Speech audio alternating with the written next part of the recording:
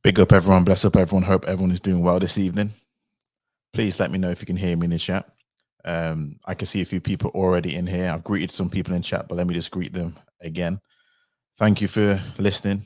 If you are listening for the first time, please make sure you subscribe, like the stream, share the stream, all that good stuff. Eunice husband, how's it going? Hope you're doing well. Stanley, same to you. Hope you're doing well. Hope everything is good where you are across the Atlantic.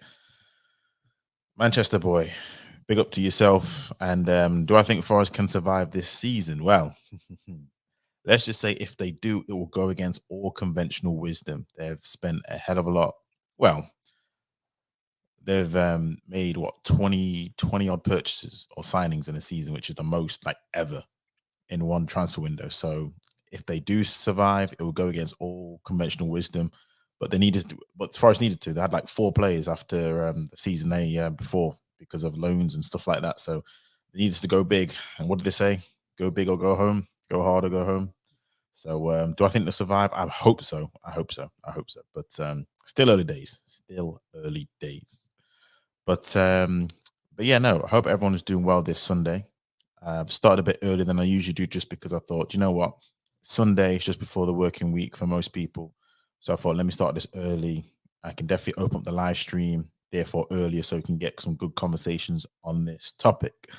Because this has been a topic which has been going on for a little while now in regards to the article that I'm going to read about the brain drain and how you know um, there's an argument, and I'm going to show the article in a minute, in regards to those who do decide to leave for what they call greener pastures.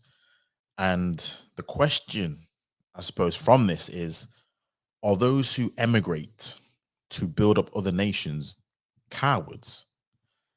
Now, what I'm going to do right now, I'm going to pull up the article in which this stream has been inspired from, and I'm going to give my thoughts as to the article and just the whole ideology of moving to different nations. And then again, I'm going to open up the live stream. I'm going to obviously we'll see where we get with things, because it's a very, very interesting. There's a lot of interesting points surrounding in a lot of well, some ad hominems. But let me share the stream again. Please let me know you can hear me in the chat. Hopefully the sound is good coming from your end. It's coming through on my end really well. But yeah, as always, just let me know how the sound is. So without further ado, as they say, let me share my screen and let me go to the article. So the article has gone from Montego Bay's deputy mayor. He calls Jamaican expats cowards. So Montego Bay Deputy Mayor Richard Vernon has taken a swipe at Jamaican expatriates who seek greener pastures at the expense of developing their homeland. Vernon insisted that patriotic youth should stay in Jamaica and build their country. And he says, in quotes, only cowards run away to go to America because they're seeking out opportunity. Opportunities are there overseas, but do not run away and leave your country, especially leaving indefinitely. And you don't want to contribute to the further development of your country, said Vernon.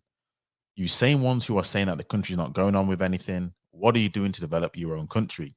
They made the sacrifice in America and all the first world countries so they can live the life that you admire. So do the same for your country and your parish. Deputy Mayor made the remarks Thursday while addressing the new Fortress Energy Foundation annual back to school fair at Pier 1 in Montego Bay, St. James, where 300 students from schools across St. James each received 10,000 in vouchers, supplies, medical checks, and tablets. It is broadly accepted that nearly 3 million Jamaicans live beyond their island shores, many of whom keep families back home afloat with remitted funds. Net remitted inflows in 2021 totaled US 3.393 billion, an increase of 20.7% on 2022, the Economic and Social Survey Jamaica shows. His comments come 2 days after reports that high teacher migration rates could result in some school curriculum being abandoned because of high attrition. We're going to get into that. That's very key, very key. High teacher migration rates could result in some schools' curricula being abandoned because of high attrition. This inducement has increased as American teachers flee the classroom, opening up opportunities for migrants. So when one opportunity or one situation arises in another nation, for other people, it's an opportunity. The Ministry of Education has indicated that it could lose approximately 1,250 teachers this year, with more than 400 educators having already left Jamaica to pursue more attractive salaries in the United States. It has been estimated that about 5% of Jamaica's 25,000 teachers leave the profession each year. Vernon also said that Jamaicans do not need to conform to the subculture of lottery scamming or otherwise illicit schemes in order to succeed. And in quotes, he says, I see some persons in some little ways endorsing scamming, saying that the government is not providing enough jobs, and so persons have to turn to scamming. You do not need to chop the line and you do not need to scam because there are other ways out, said Vernon. So it continues and goes on, but you get the gist of the story when it goes down to what he's saying. There's a massive brain drain, there's opportunities which a lot of people are saying they do not have in their home nation. And obviously, this is regarding Jamaica, but there are other nations that experience the exact same thing. I'm also going to read this article as well. This is from LinkedIn. This was published in 2017. It was about, again, 10 countries facing the biggest brain drain. And after this, I'm going to give my viewpoints on this. Because there's some very interesting comments that have been made, etc., etc. Now we all know what brain drain is, human capital flight, and these are the 10 nations he's compiled. Again, this is in 2017 that have been hit hardest by brain drain, and there are some key some nations here. So the first one is Ethiopia. So Ethiopia produced a large number of qualified professionals, especially in the medical field, experiencing one of the worst brain drains of any country in the world. Again, attracted by prospects overseas and in other African nations, and pushed out by political persecution. Ethiopia's best and brightest haven't been sticking around after their graduation. A recent study presented at the National Symposium on Ethiopian Diasporas revealed some shocking numbers, with the country losing about 75% of its skilled professionals over the past 10 years. Crazy. Next one, Nigeria. I'm not going to read all of it because, I'll put the links in the chat. You can look at it for yourself. But Nigeria, classic. We all know this was going to be on the list. Another African nation that suffered due to massive brain drain, with much of Nigeria still essentially a developing nation with unreliable power and few resources. High-level science, engineering, and medical professionals often find little to motivate them into staying, especially with job offers from the US and European nations exerting a powerful pull. Since the brutal civil war in the late 60s, the country has bounced between military governments and dictatorships, pushing out between 11 to 17 million people.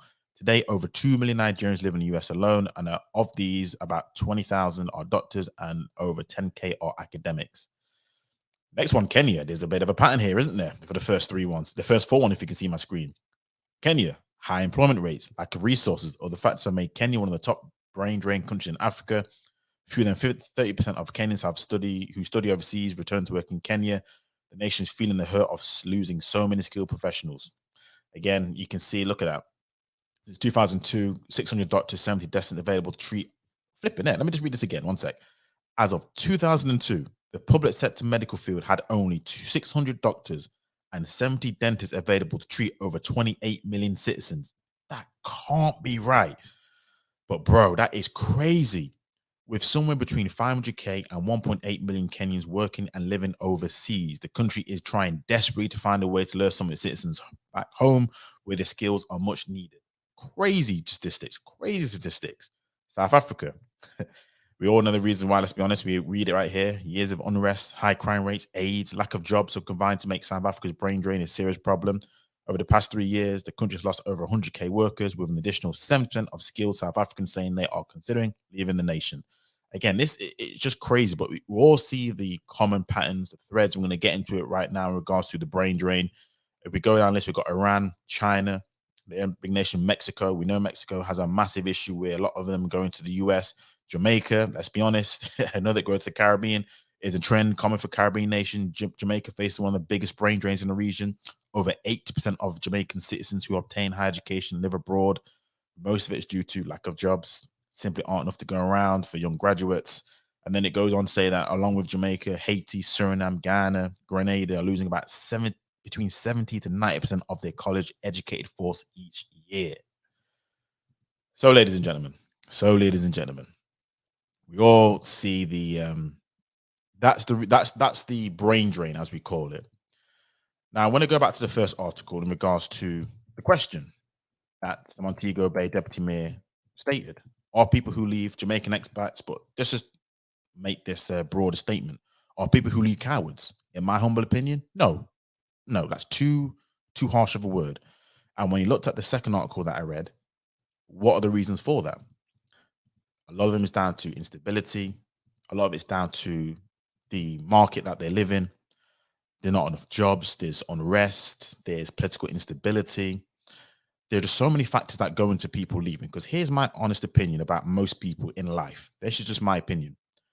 I think about 80% of people, if they could, they would love to stay in the place that they call home. They would love to be able to get educated in the place that they call home.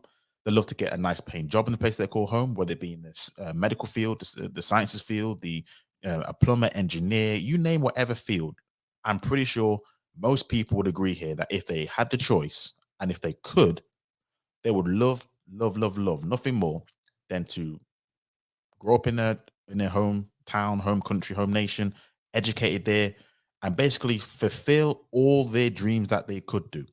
Now, this is not to say that people wouldn't want to travel, because I believe most people, if they had the chance, would want to travel.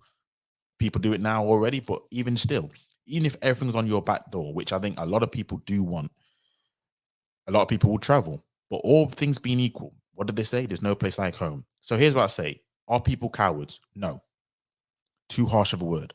And what I'm going to do for this for this topic, I'm going to take out. I'm not going to include any people who leave due to war, because war-torn nations. That's it for me. That's a different conversation. This is about economic migration. So these are people who leave for better opportunities. I'm not talking about people who leave because of war-torn nations. That's something which is a completely different topic for obvious reasons. So I'm going to completely miss that out of the equation, people. So if anyone comes up and says about war torn, there's a reason why I've not included them. That's a different sentiment. But in general, the reason why people are leaving is because let's be truthful, let's be honest. A lot of these nations, they presently constructed, they don't provide the ability for them to be able to do what they need to do based on, again, what they want to be able to achieve in life. A lot of them have situations where they don't have stability. When you read an article, crime is a massive thing. I mean, let's be honest, there are nations there which I've stated where crime is a big thing. If you're trying to raise a family in an environment which is safe, that's the first thing you worry about. Then some of these environments you have to leave. At the end of the day, as much as you want to try and fight it out, there comes a time and place where, do you know what? There's better opportunities overseas. I have family members who have gone overseas. They've told me about the opportunities that are available there. Therefore, guess what? They're going to take the plunge and leave. And they have done, as we've seen in the article, as we all know, a lot of these nations that have experienced a massive brain drain. We have situations where qualified professionals can't get the jobs. There's so many situations where, do you know what? It's better for me to take my talents and go somewhere else. It's the world we live in. It's the same with any industry. If an industry is paying you a certain amount of finances and another company can pay you more for the exact same industry you're in, most people, I'm pretty sure, would say, "Do you know what? I'm going to take my talents and go elsewhere." I know money's not everything. It's not the be all end of a life, but it does help with your standing of living and therefore your quality of life. But even still, forget about money sometimes. A lot of the reason why they're moving is because, again, you have instability, crime rate, you have other situation that affects the nation when it comes to legislation, red tape, so many things which people have stated where, heck, when people go back to these nations where they say, look, I would love, love, love, love nothing more than to stay up and build a nation. But under these climate, under the structure of these nations, it's just not possible. But also, I'm going to say this, and this is where it becomes a little bit of it's a nuanced area. I think the way how he stated it was very, very poorly put. But he does make a very valid point here. Going back to what the Jamaican mayor said, Richard Vernon, deputy mayor, sorry. He did make a good point. He said, the same ones who are saying that the country is not going on with anything, what are you doing to develop your own country? People overseas, he said they made a sacrifice in America and all the first world countries so they can live the life that you admire. So do the same for your country and your parish. And this is where I really would like to get your thoughts on this for when I open up the chat. Is it's almost going to be like a self-fulfilling prophecy. If you, the most talented and educated and the brightest people who, let's be honest, your nation needs for it to be a nation that people see it as, oh, let me go to this nation because it has some opportunity. Let me go to this nation. They're the people who you need to be there, number one. If they leave, then who is left? By that logic, if the best, the brightest leave the nation, leave their community elsewhere, then what do you think is going to happen to that nation? Is it going to be a nation that's going to all of a sudden just snap its fingers and then it's going to actually, create a first world nation that's going to develop itself? It's going to have its problems. I mean, I just read that article there where if you look at, it was it Ethiopia? No, sorry, it was Kenya, where they're saying because of the brain drain, the medical field had only 600 doctors and 70 dentists to treat 28 million citizens. Now that's crazy amount of lack of professionals in the medical industry who can cater to its own people. And it almost becomes like a self-fulfilling prophecy. The country doesn't have enough opportunity, so I'm going to leave. But then how can the country create stability if all the people who need to be there to create that stability are gone? So what does it leave? What kind of people does it leave? It will likely leave people who have come back from like a retirement. So people who have left nations to work overseas for decades, or they're coming back to do, let's be honest, they're not coming back to build, they're coming back to live I heard someone call it a colonized lifestyle, but they've come here to live a nice lifestyle because the currency, what they've come from, is likely going to travel further. They're likely to have a nice house, probably in a gated community, but they're not looking to build. They're not looking to do that, the grunt work that they did for the other nation. So you're going to have those group of people. Then you have people who may be not as educated, who are probably in that nations. And then you're going to have other people who may be there for nefarious reasons. So you're going to have a lot of, let's say, a lot of interesting mix, which probably doesn't help the nation. And you're going to have obviously aspiring young people there who, once they get their little bit of education or a little bit of money together, they're going to go, whoop, I'm gone. So what do you have? You're going to have short qualified workforce. You can have people who are likely there just to retire and they want to have everything catered for them because they're not here to properly build. And they're going to get probably a bit upset because the country's not in the way that they thought it should be after leaving for so many amount of years. So this is where I'll say this. He's right to ask the question. Look, just worded all badly, just worded wrong, came out all wrong, calling more cowards, calling all this kind of other stuff. And this is where I'm kind of at these things. Nations don't just build overnight, of course, but also you do need your best and brightest to be there in the firing, in the trenches. At the end of the day, it takes a whole community to build up these civilizations that we laud and admire and people want to get to. It wasn't just overnight. It took smart minds to be able to, understand what needs to be done to get rid of certain red tapes, to pull up certain red tapes, to build, to be able to have a nation which people, again, look at it now that people want to get to. If you look at the article, there are even some first world nation on there. But again, a lot of these things, they do take the best and the brightest. So if they leave, we always talk about on this channel, our community, we have a brain drain where a lot of people leave our communities to go elsewhere. And guess what's going to be left? So how do you expect a community to rise from its ashes or rise from the ground if people aren't willing to actually, be there with you? As soon as they get a little bit of finances, a little bit of education, they're gone. So what's going to happen? It's going to be what you expect. It's not just going to grow overnight. You're going to need these type of people to do so. And this is another thing with these nations, you're going to have outside investments who are going to, we always talk about colonialism and neo-colonialism and all these extra nations. What do? They're like, you've got nice resources. You've got potential. What I'm going to do is, as a nation, look at China, for example. China looking at these thinking, these people group here, they may have to leave, but guess what we can do? We can buy up the land. We can build up the land, build up the trains, building up all these kind of other things, infrastructure. You see what they're going on in the Caribbean. You see what they're doing in Africa. They're going to build it up, and guess what they're going to do? Yeah, we're gonna. It's almost ripe, not quite ripe enough where people can see it, but guess what? We see it. So guess what happens? You have situations where, because instability for for a gambler is just a recipe for it's just perfection. So other nations, they see it like, we can do something with this. So this is where you have all these situations where you see taking place. So the answer to the question, are they cowards? No. At the end of the day, I don't see it as cowardice, but there are some questions to be asked about how is it, or how can they then expect? Because we all complain about these things. And it's like, well, how can we expect this to be any better if they've left, if the best and brightest have left? At the end of the day, and this is where I'll say this, and this is where I will agree on the people who leave. The government do have a lot to answer for when it comes to the things that take place. I don't think it needs the best and brightest, in my humble explanation, in my opinion, for some of these things that have gone on to not continue. I think there needs to be this sense of, if you have stability, number one, if you can keep the crime levels at a certain rate, number two, and just give incentives, number three. I think that's the key one right there. If you can provide enough incentives, if you can make sure there's political stability, even if the nation is not necessarily that great of a nation, but if you can create stability politically, if you can create stability from a crime level and crime rate, so families can actually be safe and families can actually want to grow up there. And then number three, if you can provide enough incentives, which that is definitely the tricky one, then yes, that gives it a great sort of stepping stone in which a lot of people, I believe, the brain drain won't be as keenly felt. I could be wrong. But that's what I saw when I looked at this article. I've seen a few people react to it. I've seen a lot of people say, that's very ignorant to say, call these people cowards for leaving. And then again, I agree, especially when you consider a lot of people who do leave, they do give back from money to their families who are left behind.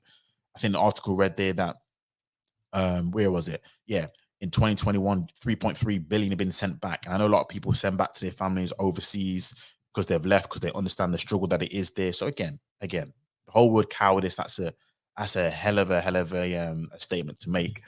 At the end of the day, we all live lives. We all have lives. We have one life to live, as they say. And at the end of the day, if you can't afford to feed your family, if your family are um, just living above water, as they say, then you need to make some sacrifices. It's a great sacrifice to leave a nation to go to another one. Don't make no bones about it. It's a great sacrifice to do that. It's not something which any ordinary person can do.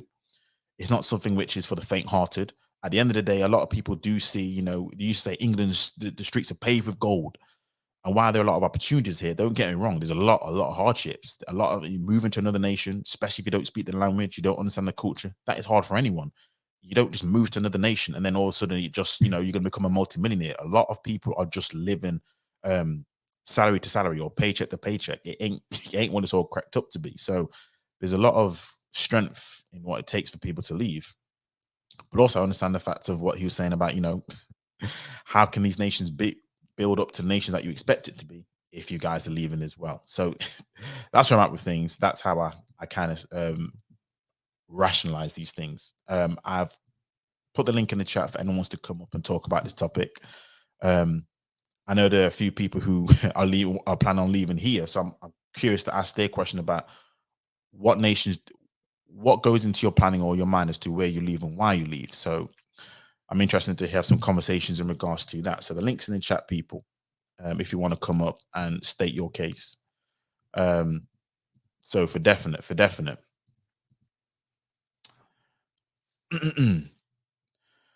But yeah, definitely Charles.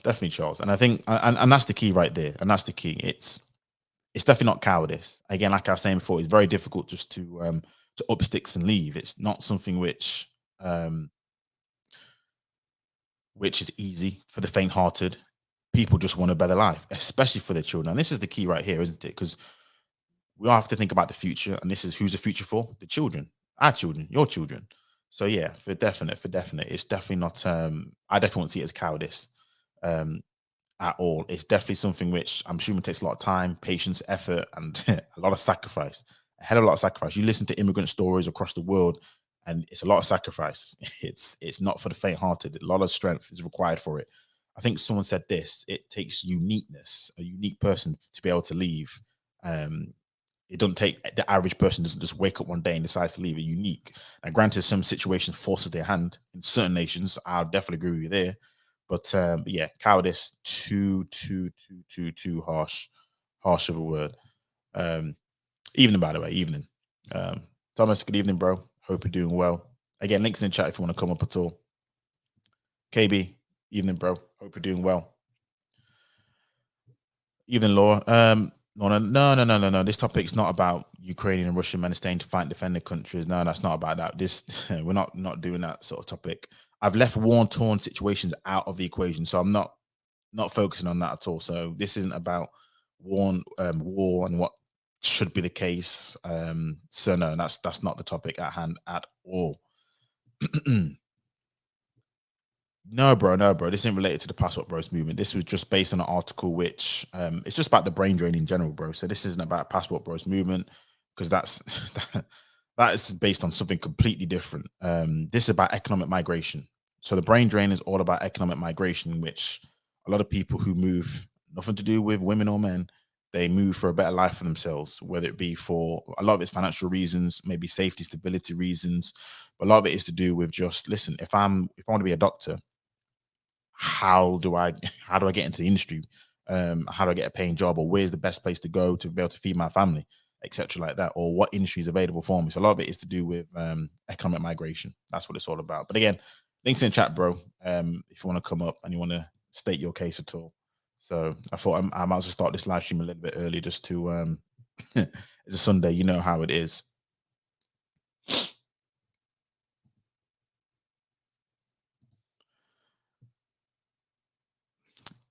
Yeah, fair enough then. I don't know if I see that channel at all, but I mean, I'll say this. Was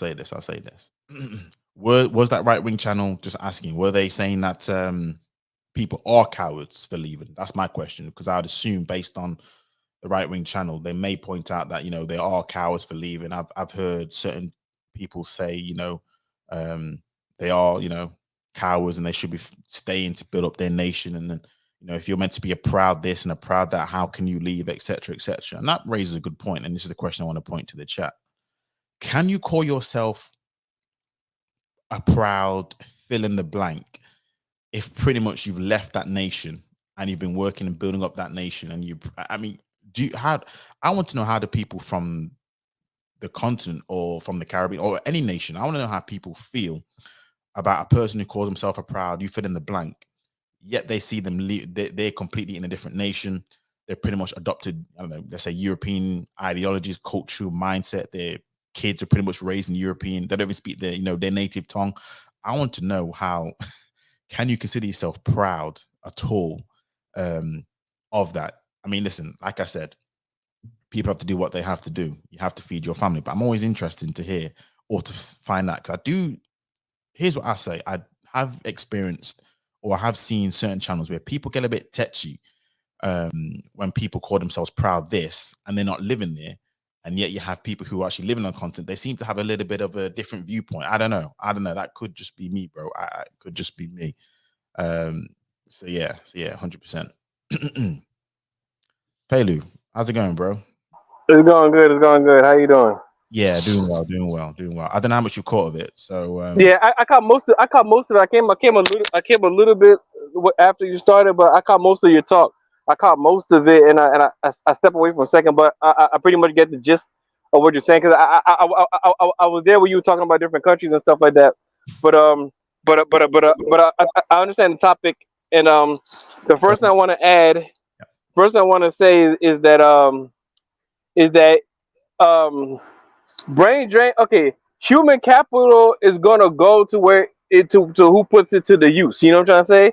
If it, you have to have a system that puts it into the use, like it's the brain drain is gonna happen because people are gonna go to. Okay, yeah, so yeah, you're shaking. Because people are gonna go to where the money at, and there's a lot of reasons why people can't stay in their country. Like, okay, I'm gonna give some personal examples from my personal life. Right, I'm a son of immigrants. So I grew up in DC, but I was born in Sierra Leone, West Africa. My parents came, right, and my parents didn't. Look, both my parents, if they could have stayed in Sierra Leone, they would have. They had nice lives in Sierra Leone. They weren't poor. Actually, I grew up a lot poorer than my parents did. My parents grew up relatively rich, right, but I grew up poor because they lost a lot in the war. So they actually, because like my dad grew up rich. Even my mom grew up rich. Like her father had like 5 houses, and he was making good money. He worked for the Barclays. He worked for Barclays, and it was making good money. Even my mom. Even my mom, when she graduated, she had a job at the banking industry too. She was working in Central Bank of Sierra Leone. That's called the Bank of Sierra Leone. That's like the equivalent to the Federal Reserve, or how you have the Bank of England, the government bank. She was working there, and my dad was working in the airport, and my dad had a degree, and he was the ground aviation manager for the whole airport. But to make a long story short, they left because they felt they had to. Like when they had me, because my mom wanted to leave. My mom, but when she had me, she was like, man, the country's about to, because she was working in the bank, and she's seen how the economy was going, and she seen the country was going to crash. She worked in the central bank. She was like, man, the country's going to crash anytime soon. Is about the things about to fail. I want to get out with my son. let me Because I got a son now. let's answer this, Pelu. Now, would you say so? You wouldn't call it cowardice for leaving. You call it smart. Is that right? Okay. For a long time, I did call it cowardice. I was one who Okay. did call it cowardice in my heart for a long time, especially from my father's side, right? Yeah. Because I blamed them for not sticking around and making the country go down. You know what I'm trying to say? I personally did. In my life, I personally did. I blamed my father. I didn't blame my mom as much as she's a woman. I personally blame my father and his generation for the crash of Sierra Leone. I personally did for a long time. I'm getting over it slowly, but when I was younger, I personally blamed them. I did. I was part of that camp that said it was. You know, I was part of that camp that said it was. In my in my teenage up to my early 20s, I had that bad feeling. I said it's because y'all left and y'all abandoned it while the going was tough, and y'all just stick around and fix the country. Y'all let the whole country fall apart and break down into civil war because y'all want to run away. So I had that mentality. But then again, I was talking to a guy about it because some comedians a long time ago. I had a guy. Matter of fact, the guy I'm talking about it that made me sort of think about it. He left too. I mean, he's not from Sierra Leone. He was a Nigerian guy. I used to work with a guy from Nigeria, right? Who was a doctor. He was literally a doctor, right? He literally he went to Russia. He went all the way to Russia to go get his medical thing, and then he went back in Nigeria and was teaching at a teaching college. Then he left Nigeria and worked at like a low, and he worked at a job under me. I don't want to get into specifics because I don't want to talk about that company, but he used to work under me, and this guy was a doctor, and he left to come work at basically a menial job, having to listen to me. You know what I'm saying? But it's and uh and he was like, and I told him how I felt, and he was trying to get me to understand, like like one person can't do so much, it's like people feel at their wits end. You know what I'm trying to say? Some people feel at the wits end. Like sometimes, like you might think you know a lot because look, now we live in a society where we have internet, we have more knowledge, and then you live in here. But when you're in those places, a lot of people really don't see hope. They don't see hope. Like even Sierra Leone, most people in Sierra Leone want to get out because they don't see hope. They don't see it. Like for some reason, they don't feel exposed to the information that causes them to think they can make a change. You know what I I'm hear you, saying? bro. I So hear you. I'm just gonna go to Stanley right now because I do want to ask you a question. Well, I'm gonna ask you a question that's gonna relate to anyone. So I just want to go to Stanley right now, bro, because I know Stanley. Thank you. Question. Hey, Hope you're doing well. I'm doing well. How are you? Yeah, doing well. Um, um, you know, I think ask Pelu his question because he makes a good point, but I'm going to make a slightly different point. I mean, I think in Pelu's case, and I'm not putting words in your mouth. I'm just saying that your parents, your mother specifically, saw something coming and left. I want to My thing is a little bit different. It's kind of the same topic, but I'm thinking of H-1B um, um, visas in the U.S.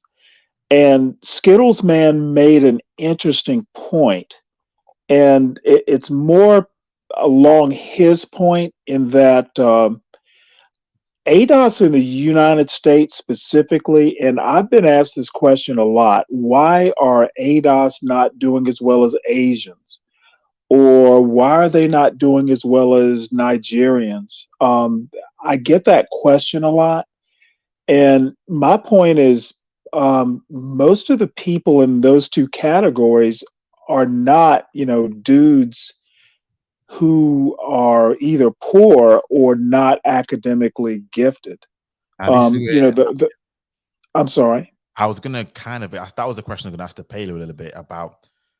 Now Yeah, his most of the people that I've experienced, Nigerians, Asians, um, I would not say Caribbean so much because I don't know that much about the Caribbean diaspora. So I'm thinking of Nigerians specifically. I'm thinking of Asians specifically, and I get a lot of questions. Why are ADOS not doing as well as people who just kind of get off the boat and come here? My argument is the people that are coming here from specific spots are not like, your average Joe. These guys are either come over here with degrees or technical skills or medical skills, etc. Um, they're so anyway, I'll stop there. I think you get my point. No, I do, and this is the effects of the brain drain, and this is where I was gonna ask again, Palo here. They have a situation where your parents had the foresight, but not only that, the ability. And this is where I know I understand why you, Mr. Pelly, was talking about you thought they were cowards and whatnot because they left the country to rot. And I think my question is the brain drain favors those who are, again, have a certain class maybe or financial background, so it kind of leaves a situation of only the best and brightest can leave, as opposed to just like Stanley was saying, the average Joe, which therefore the nation have left. It leaves it into I don't want to use the word ruin, but it stunts their development, if that makes sense. And I want to add one quick thing. I think Pelu's parents were prescient. Mm, mm. You said prescient? Yeah, your mother saw something coming and she took action. I think that's a good thing. I think she's a hero, actually. Yeah. Okay, but thank you. But okay. So the question, yeah, thank you. But the question is, okay, does it favor? I mean, naturally, of course, because let's say you're the average illiterate Sierra Leonean. If you're an illiterate Sierra Leonean, what prospects do you really have coming to a first world country? You'd have very little prospects because it's hard for you to read and write. You don't know how to read and write. Your math part, you probably can only do the most simple math. You know what I'm trying to say? Well, So in theory, you have little chance of coming here in the first place of being accepted. okay, well, I'm gonna get to the point that he's trying to say, right? So yeah, people with better education are more suited to go live in a developed world's economy than a rural farmhand in rural Sierra Leone who can't read. You know what I'm saying? But and but look, I want to reframe it though. I don't want to reframe it to the best and the brightest. I want to reframe it like this. I want to reframe the situation as we're having leakages in our investment in human capital. That's how I want to frame it because it's not necessarily the best and brightest necessarily because a lot of people don't have the opportunities. You know what I'm saying? So I want to. So the way I look at it is like we having leakages in African countries or in a lot of third world countries, but I'm just going to use my country as a case as a case study only because I'm more familiar with it, right? We're having leakages in our investment in human capital. So that boils down to the question is how do we have human capital retention? This is a political policy question. Really, this whole issue is an issue of political will. Are the countries going to do what it takes to retain human capital? Like America retains human capital, just like how things like how they talking about with H1 and with H1 and with visas. We're just having an economy. Simple things in America that we take for granted that if you ask any African, matter of fact, I'm with my sheikh right now. He probably he's busy right now. He probably even come tell you simple things we take for granted in America and maybe other places that they just don't have in a lot of third world countries. One thing we always complain about police and everything in America, but guess what? American police are not as bad as other countries, especially when it comes to due process of law. I mean, not talking about just the police themselves, just the whole legal system. No matter what you say about America, for the most part, you live under due process of law. For the most part, I'm not saying it's perfect. I'm not saying it's perfect, right? But for the most part, you're not arbitrarily getting arrested. You're not arbitrarily getting things confiscated. You're not arbitrarily having issues. And if you're doing legal business, you go always sue somebody, take somebody to court, and expect a relative from in most cases. I'm not saying it's perfect. In most cases, a relatively fair judgment. In most cases, in the vast majority, I'm not saying it's perfect. I'm not saying it because that's a whole different conversation, right? But that's one thing that they have. But to have a thriving business economy that could generate jobs that retain human capital, you do need a due process of law. You need due process of law. That's one thing they need more than anything. You need real rule of law, due process of law, and that right there will foster business opportunities. And the second thing is having a rethink your whole education system. You got to think your education system. How does it make people make jobs? You have to have a new way of thinking. I think our education system is in a lot of places. I think it's globally the way people look at education globally.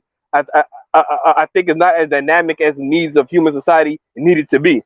And and that's a political will issue, and also a issue of the will of the citizens. So it's a multifaceted. But I'm gonna stop talking now. I'm gonna give some message a chance to talk. Stanley, I don't know if you wanted to respond to anything that. Well, my point is that's exactly why smart people who come to the U.S., get educated, make money should go back and improve those systems. I think that was your point.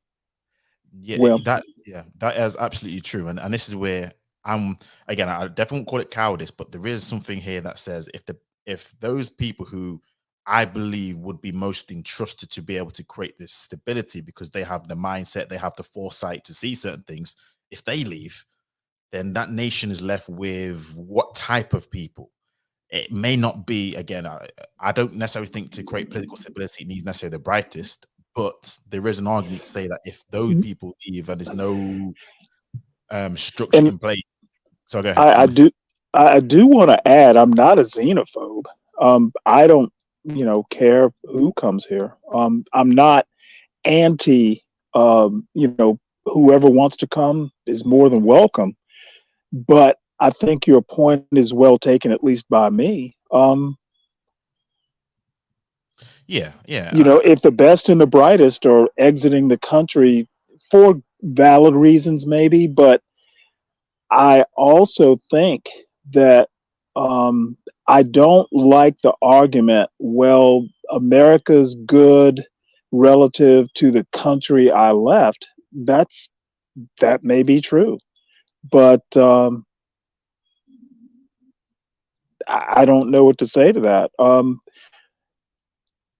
It- If I think my point is I don't like the argument that, hey, y'all in America need to be happy for what you have, and I'm presenting an ADOS point of view. I'm not about hey, ADOS, stop complaining because compared to X country, it's way better over here. Stop complaining about America. I don't agree with that point. I don't like the relativistic points, and that's pretty much my statement. No, I agree with that. And I've always said this. And like in any organization, if you work for a top company, they have their set of standards. And if they drop behind their standards that they have come to be accustomed to, they will complain. They will let you know about it. They don't care about this company who's not as good as this prestigious like Harvard or Yale. We don't care about no community college and how you should be grateful that you get taught at Harvard. We don't care about that. We want to be the best. And And the other thing, to Skittles' point,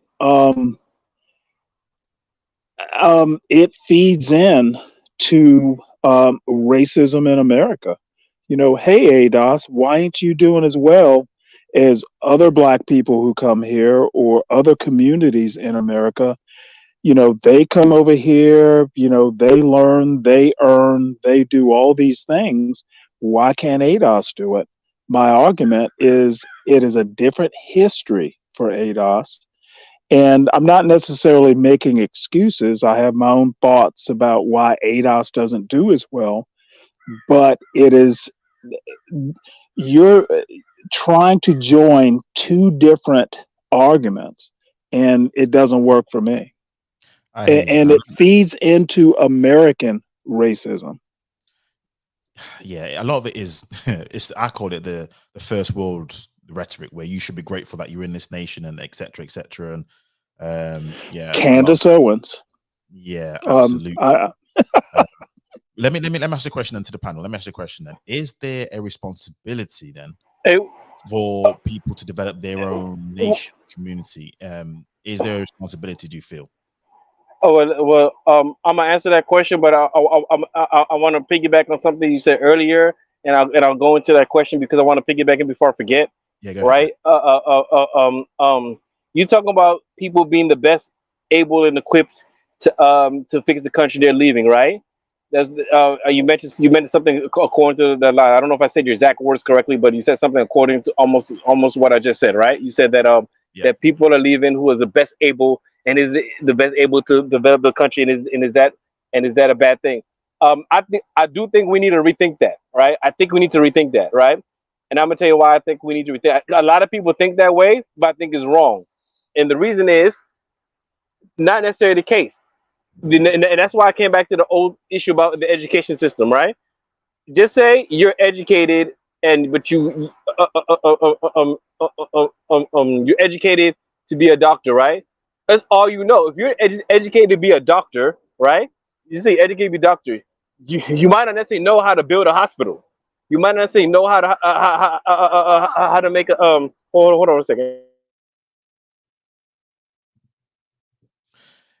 I hear what you're saying. I hear what you're Hey, saying. Well, hey, my point hey, is yeah, smart is smart. If you're a doctor, I think if you're really smart, if you don't know how to do it yourself, you'll figure it out. Whether you need more people, whether you need to, if you're smart, you'll figure it out. And if you're dedicated to the country that you came from, and there's a whole lot of like, oh hey, um, y'all stop complaining. Um, I think smart is smart. If you're a doctor and you know how to do one thing, then are you really smart? yeah. Let me get back to it. I'm sorry, I had to interrupt it because I'm visiting some people and Scrooge, talk to me real quick. Hold on, but what I was saying was it is more skills that is like it's about skill sets, right? It's about skill sets. The skill sets you need to build an economy is not necessarily the same skill sets that you need to get a job in the Western world or in the developed world. You might have the skills to come get a job in the Western world, but you might not necessarily have a skill to the skill sets you need to develop your country. So I think we need to classify what skill sets are needed to develop a country and to develop an economy that people want to stay in that utilize the rest of the other skill sets that people have. Because I think that's what the situation is missing. I had something else to say. Well, I was trying to piggyback on some of that, but yeah, but for the most part, that's the issue. Like, you might be smart. Yeah, just say if you're smart in health, you might be a doctor. It doesn't mean that you have all the answers. Like I personally know doctors who've left their countries. I literally had a coworker. I can't remember. I remember clearly. He literally was a whole doctor. Went to school in Russia. He had to really go all the way to Russia, learn a whole other language just to go to medical school, and came back and taught in a teaching university in Nigeria, and still left, right? So yeah. Oh yeah. What about to piggyback on the commitment to your country? Yes, and that's the other factor too. Just because you're skilled, just because you gotten certain qualifications at one job, it doesn't mean you're dedicated to the country. And even if you are dedicated to the country, it doesn't mean you know how to apply that dedication to make practical results to fix your country. It's many factors. It's many factors into that. So Let me because respond right quick. If you are that one dimensional, then my argument is you're not that bright. In any case, you know how to do one thing well. Don't tell ADOS that we need to build this country. You can't build your own country. yeah, And a lot of people are kind of one no dimensional. problem with that necessarily, but don't dictate to other people. No, a lot of people don't have that many dimensions. A lot of people don't have dimensions. And second thing, if I remember correctly, the topic is about people leaving their countries to come into here, and if they're cowards or not. So I don't know if the ADOS thing is necessarily people dictating ADOS has anything to do with people leaving their country and if they're cowards No, or not. I my think that's a whole point different is conversation. my point is if you can't build your own country, the country you came from, don't tell ADOS how they can do better in a country you're not from. But that's not even the point of the conversation. It's about telling ADOS anything. It's about what if people leave to a different country. I don't see why ADOS has anything to do with the topic at hand. So I think Stanley was added to a point that he was making beforehand about responsibility, and I think he was making a point about what was it? Some people have it better in some places, other parts and places like that. But I don't want to put words in Stanley's mouth. But to your point, Mr. Paley, about a lot of people, just because you're a doctor, you don't mean you can build a hospital. And I agree with you. I mean, at the end of the day, we all have our skill sets and we all have our strengths and weaknesses. I suppose my question is, because the brain drain is not just 1, 2, 3 people leaving, it's hundreds of thousands over multiple years. So as you can imagine, like any economy or any community takes varied skill sets, varied people to build what it is. So wouldn't you not argue that, okay, maybe not one person can do all of this, but with so many multiple smart people leaving who have different skill sets in entrepreneurship, medical degrees, politicians, diplomats, etc., all this contributes to the nations being stagnant. So I agree with your nation of just one person, but when it's a brain drain, is huge. It's not just one; it's like thousands. Would you not argue that this is possibly the reason why those nations are the way they are? Because at the end of the day, if these people leave, and then who's left? You see what I mean? Yeah, and you're right about that, right? But not that, and that's why I got back to the education thing, because basically we need a different type of education that knows how to integrate different parts. Right, right. You would basically need an integrative education system. That's why I was talking about it earlier. You would need to develop an integrated educational system that's geared for developing nations. Because a lot of times, even developed nations, again, the curriculums from outside. Like Sierra Leone, we still got British curriculums and we still have British school systems. We are like, for example, what I'm trying to say is that people are not catering their education systems to their needs of national development. Because look, because even people in Africa, because unfortunately they go through a lot of political will. Because even people in Africa, and this is from my experience of what I've seen people in Sierra Leone and some other countries, and that's what I know is the best, but some other places, just West Africa in general, a lot of people, they want to have look. People necessarily want the best, right? If you even in Africa, if you go into to be an engineer, you want to be the best engineer with the best things. So so even in Africa, you're catering your job prospects to a foreign market that's not necessarily the market in your country. So it's gonna take political will, like for example, and I'm gonna tell you where I got this argument from. There was this guy in Africa. He was the mayor of Kano. He was just like the traditional ruler of Kano, and but he was very educated. He was a banker too. He was a central banker. Like he was the bank. He was the governor of the central bank of Nigeria for a long time. His name was Sanusi Labdi Sanusi, and he was talking about African development. And he was like, and he was like, in Nigeria, he said Nigeria engineers go to school to go become Boeing engineers, right? Go become like high level engineers and some things. But we need to focus our school system on building the basic engineering that we need. Not what a first world country that has a different economy needs. So it's going to take political will to make a new integral education system that is purpose built for developing countries. That's what they're missing. If we don't have an education system that's purpose built for developmental education of developing countries and having an integrated outlook on how to develop it, and that's going to take a massive political will. It's way easy. That's why it doesn't happen, because to reinvent an entire way of thinking about how you educate your entire society is going to take a huge political will, and it's way easier said than done. But I'm gonna get off and let someone else talk.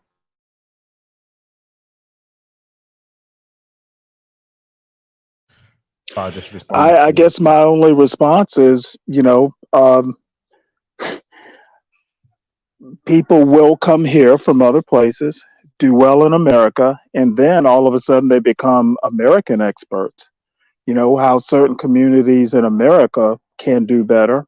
And I don't know that those folks are the best people to say how a community in America can do better and all that stuff when they aren't doing it for their home communities.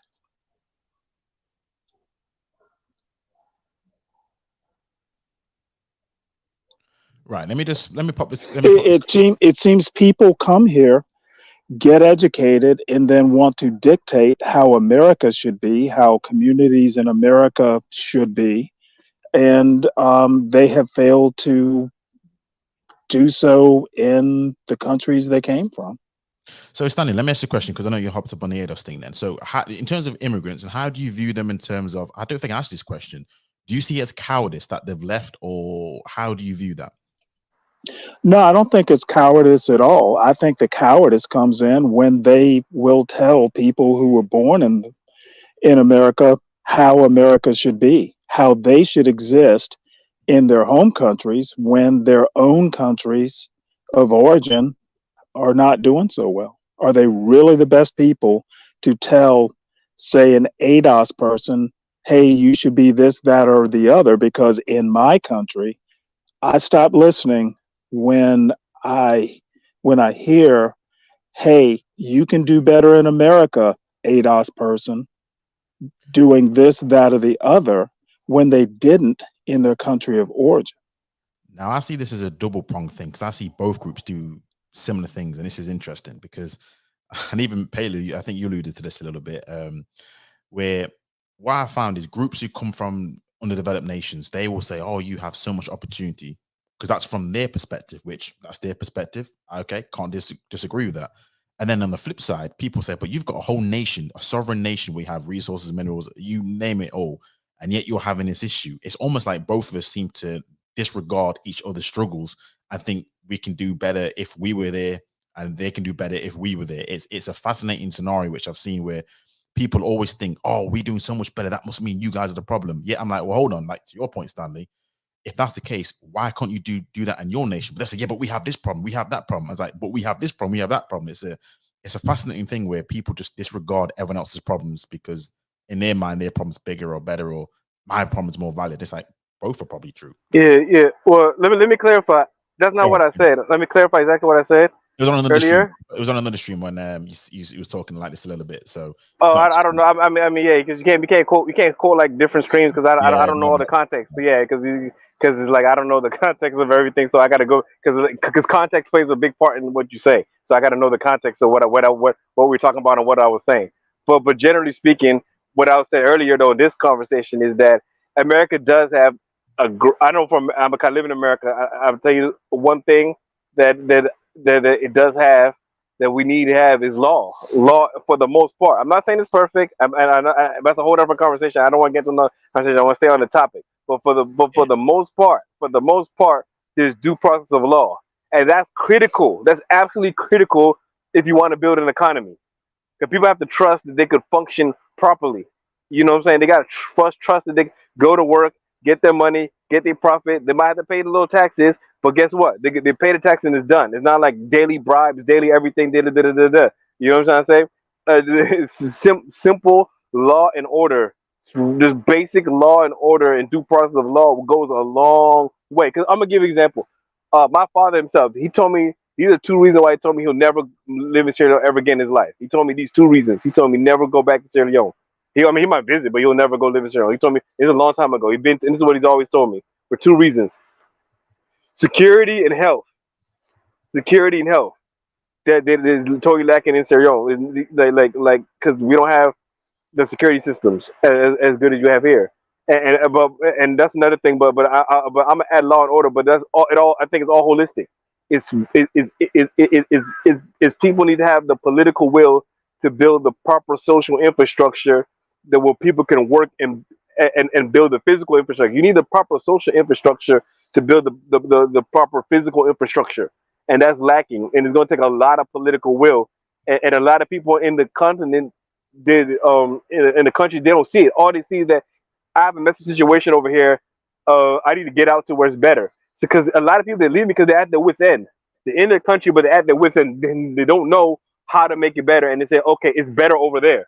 They're at their wits end. You know what I'm saying? I'm not saying they can't make it better, but they don't know how to make it better. And there's no easy answers to any of these issues because every country is a case by case scenario. You know what I'm saying? So it's going to take a lot of concentration. I mean, and this is going on all over the world because if you look at America for a long time, the vast majority of the immigrants were Europeans. As a matter of fact, it's only after to my knowledge, they started loosening up the non-Europeans after the Civil Rights Act. But before that, it was harder for people to come. Even the Chinese, they made it so hard. Like, don't even could bring at first, don't they let men come in and wouldn't let the women come in, and they couldn't get why. I mean, I don't know the entire immigration history, but I know I know it hasn't been fair. I know it hasn't been but I know it's been more geared before a certain time to European immigrants. But even all over Europe, they was coming here from Italy, Britain, Germany, wherever they came from. They was coming there. People gonna go to where there's opportunities because in life, in the end of the day, you have one life to live. You might have a home, but if something is if you have one life to live and you can't see things getting better where you at, you're gonna go. If you Oh can't no, see it, I'm I, not. Mm-mm. I know. I definitely hear that. I hear that, and there's part of a component about what about the human component of creating situations which, I mean, you mentioned political stability, and I agree with that. I think stability is the key thing for a lot of things to thrive. But isn't that not caused by people? I mean, at the end of the day, I hear stories about you can pay police officers off, if they get caught up in a crime. That's a human component, nothing to do with necessarily the political arena, but it's humans in that political arena who are corrupt, humans in that political arena who won't do the right thing, humans in that arena won't do the right thing. So is it also another case of the right people who should be there to do the right things aren't there? So yeah, a lot of times when it comes to the brain drain, you're right. At the end of the day, when it comes to, and I think it causes a lot of hopelessness for a lot of the people who are coming up, because like if they see this and they know what goes on in their countries, they know the corruption based on humans, based on what humans are doing, they take skimming from the top. They're hiring their friends. They're not hiring the best people. They're doing all that kind of stuff. They're humans. It's so a lot of times when it comes to just the brain drain, I think we miss the element of, what's the word? I suppose it's the human element of society, cultural traits that make the society the way it is. And that's why I think, in my humble opinion, you have nations which have more corrupt leaders because the human element of it is missing. Whereas in other nations, you have politicians which aren't so corrupt because the social element of it is different. So, or the cultural element of it is different. So yeah, Stanley, I don't know if you wanted to say anything. Yeah, and again, I'm coming from a specific angle. And yeah, I may be grousing a little bit, but my whole point, and it's really a question. The question that concerns me is, and this is American conservatives, the American right, and a lot of immigrants kind of feed in to this question, which is, we came over from a country that didn't have rule of law, etc. We do well in the US. Why can't people who were born in the US do better? How can we come here, do well economically and otherwise? Why can ADOS, and I'm coming from an ADOS perspective, why aren't ADOS doing as well with all the opportunities? We did it. Why can't you? The American right feeds into this. When ADOS goes, hey, we find a problem here, the answer is, well, people came from X country and did well. Why can't you? You were born here. My concern is that a lot of people who immigrate here, again, it's not your average Joe from country X. It's people that come with either, skills, in an H-1B visa scenario, or they are fairly economically well off when they come here as students. I get a little concerned when they address, well, ADOS, why can't you do well? It is really the American conservative and right who will ask that question when ADOS bring up their concerns. So, um, immigrants who come here and do well feed into an American conservative perspective when ADOS bring up concerns. The answer is, they did it, why can't you? That is really the angle I'm coming from. No, I understand what you're saying.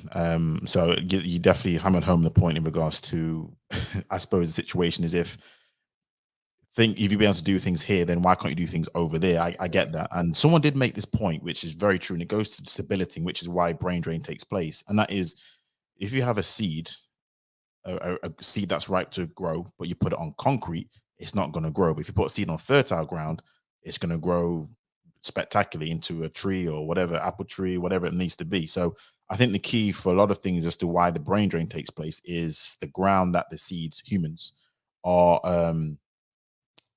are on, is some of them is concrete, oh, there's this fertile ground, or at least more fertile ground. I think that's the real key when it comes to these conversations. But how do we get to And fertile my ground? answer is, you know what? If you come from another country and you do well, um, in a way, it's kind of a Candace Owens point. Be happy that you're here. Be happy you're doing well. My thing is, are you really in a position to advise ADOS on why they're not doing well? And I see a lot of that. And I spend a lot of time in kind of American conservative spaces, and this question recurs. I get a lot of Asians are doing better, Nigerians are doing better, other communities are doing better. They're black or they're a minority. Why are ADOS not doing well? And a lot of times we will hear advice from those immigrant communities. And I don't think the immigrant communities share an ADOS history, and I don't think they're the best advisors. I think they feed into a conservative narrative. That's really my position.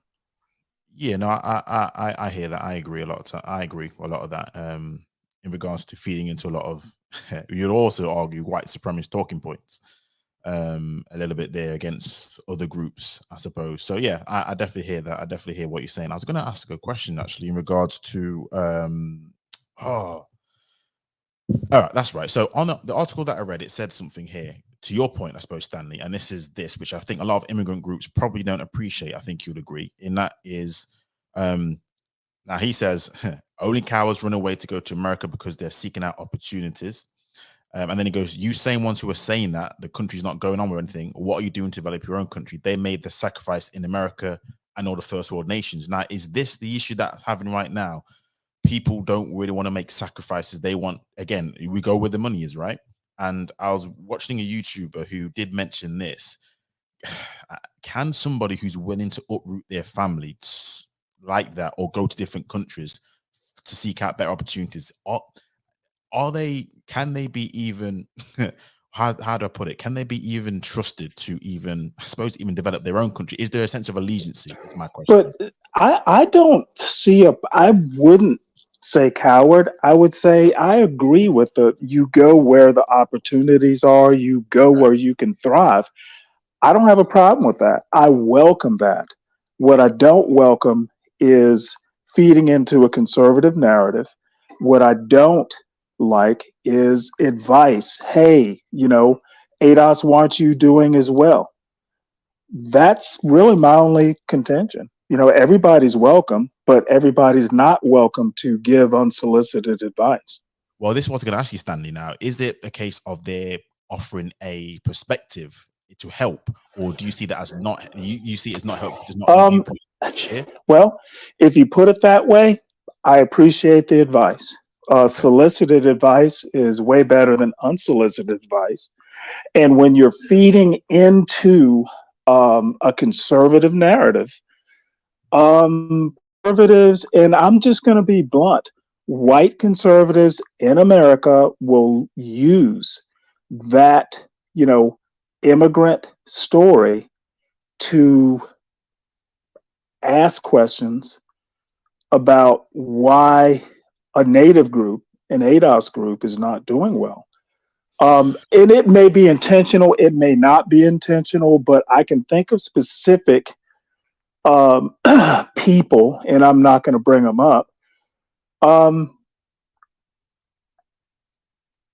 Come here and thrive. Don't give unsolicited advice, and don't feed into narratives that really don't address the ADOS history. I hear what you're saying. I hear what you're saying. And I suppose over here in the UK, we do have a lot of conservatives where I think what they do is that they do take on, and I will say it, a lot of white supremacist talking points in order to try and shut up any grievances or shush or quiet down any grievances, valid or may not be valid, that a lot of other black people do have to say, well, and this is kind of, it's almost like trickle down economics, where we've made it, we've done this, therefore you should be able to do this. And even on the individualistic point of view, there are situations where you may even have brothers in your family a whole family all come from go to the same school, but they have individual different situations in their life, which prohibits them from maybe doing as well as you can. But you're like, why can't you do as good as me? Why aren't you doing as well as me? And yeah, I see it's kind of a bit of elitism, a classism that takes place where because I've managed to pick myself up, that must mean you can. Right. As Right. opposed But my argument is, did you really pick yourself up? If you come over from another country because you have a student visa to attend Harvard, are you really picking yourself up? Well, this is it. I mean, Anna in the chat is probably talking is put a lot of things about, in his opinion, the immigrants. I think you said the UK, then about he put anything in the US. A lot of them come from poor backgrounds and poverty stricken backgrounds. That's not necessarily what I've been hearing from people I've been speaking to. So I don't Well, understand. even so, even if you're poor, if you're smart enough to get into Harvard, you've got a bright future. If you make it through the process, you're not starting from the middle of the ghetto in Baltimore. It's a Yeah. it's a different history. It's a And different set of circumstances. even in the UK, the Conservatives. I mean, I'm thinking of Kwasi Kwarteng, who's the Chancellor of the Exchequer. His family was middle class. He's Cambridge educated. You look at Kemi Badenoch. She said herself she's a middle class Nigerian. So she in Wimbledon. So a lot of the people there aren't these they may not have been educated to a European standard, but I don't think according to their standard they were the kind of slums in the Nigerian or the slums in Ghana and them kind of stuff. I mean, again, you'd have the better stats And, on that side of things, but that's and they're you're the going ones to have, making it. well, I'm not a sociologist by any means, but my argument, and it may be a totally screwed up argument, and I would be happy to accept correction. But if you've got a group of immigrants from a particular country, they come over here, H-1B visas, student visas, whatever. You don't have a cross section of Ghana or Sierra Leone or or wherever that they come from. You don't have a cross section. The same way, in America, ADOS is a cross section. You've got people that are super smart. You've got people who aren't super smart. It's it is a random kind of selection of people who either do well or don't. Immigrants go through a selection process. They go through a process. You don't go through a process if you're born in America. You're just born in America. You make it or you don't. And I'll say this. I'm sorry, go ahead. I was going to say this, and this is the immigrant theory, which is why I said I won't call it cowardice. It's a very brave thing to do because you're going to a completely new nation. And a lot of times because of that, and this is where Stanley, I think their point is how they see things, it's their perspective. They don't have any entitlement. I think that's the biggest issue when you move. You don't have absolutely. Absolutely. But in a lot of cases, you're coming with a toolkit. You're coming with academics. You're coming with a degree already. You're coming with a skill set. Now, this isn't 100. I'm not making a blanket statement. Not everybody who comes here, has all the arrows they need in their quiver to conquer in America. But the folks that I tend to come across, the folks, when I talk immigration on other, in other spaces, generally the people that we're talking about are people who come here with marketable skills. You don't come to America on an H-1B visa if you're not going to benefit a country. And on this then, because this is I'm sorry, benefit a company. Yeah. I mean, a lot. You know what I'm saying? No, I hear you. And this goes back to the whole reason why people leave. And I suppose to my point, to Paley's point about, in order to the reason why people leave is because there are opportunities and there are more stable situations that allows them to be able to utilize their already gained skill set, or at least develop their skill set. And this is the question of this is the situation. If you have a nation which allows you to use your degree in medicine or degree in history or your degree, whatever it is, then you're likely to want to go where the money is and go where the better opportunities because you want to feed your family. But again, this is the end result of that. Those people, you could argue, are much more valuable to the nation they've left than necessary to the nation that they've gone to. If not valuable, there's potential for value. I mean, you don't go to Russia, to a Russian medical school, learn a whole new language, and graduate. You're not just some dude or lady. You've got something. Yeah, there's a I think it was uniqueness is what it was called. So it may not be they have to be the smartest, or they have to be come from an upper elite echelon of their society, but there's a uniqueness there to be able to. Yeah, you got something. Absolutely. Now, is there a brain drain that goes on in, I suppose, Black America? Because there's the other groups I hear. It's not about going to get different skills, but is there a potential brain drain for you guys, or is there an opportunity where you guys can go to? I don't know, because you always hear about the repatriation piece, don't you? But that's not right. That's more on a spiritual mission or rebuilding Black Africa as opposed to. Well, I'm going to tell you, ADOS, we ADOS have our problems. We have our, there's some arguments that are put out there that I just don't buy into. I was talking the other day. No, racism in America is not a brick wall. It is, something that can be overcome. You can do it, and it is not something that's rare. Not, I think I heard the number that, roughly 20 to 25% of the ADOS population is, at a poverty line or below. It's high, but it's not, by no means anywhere near the majority. We're not as oppressed as many ADOS leaders would have you believe. However, it's a bigger cross section. It's a bigger,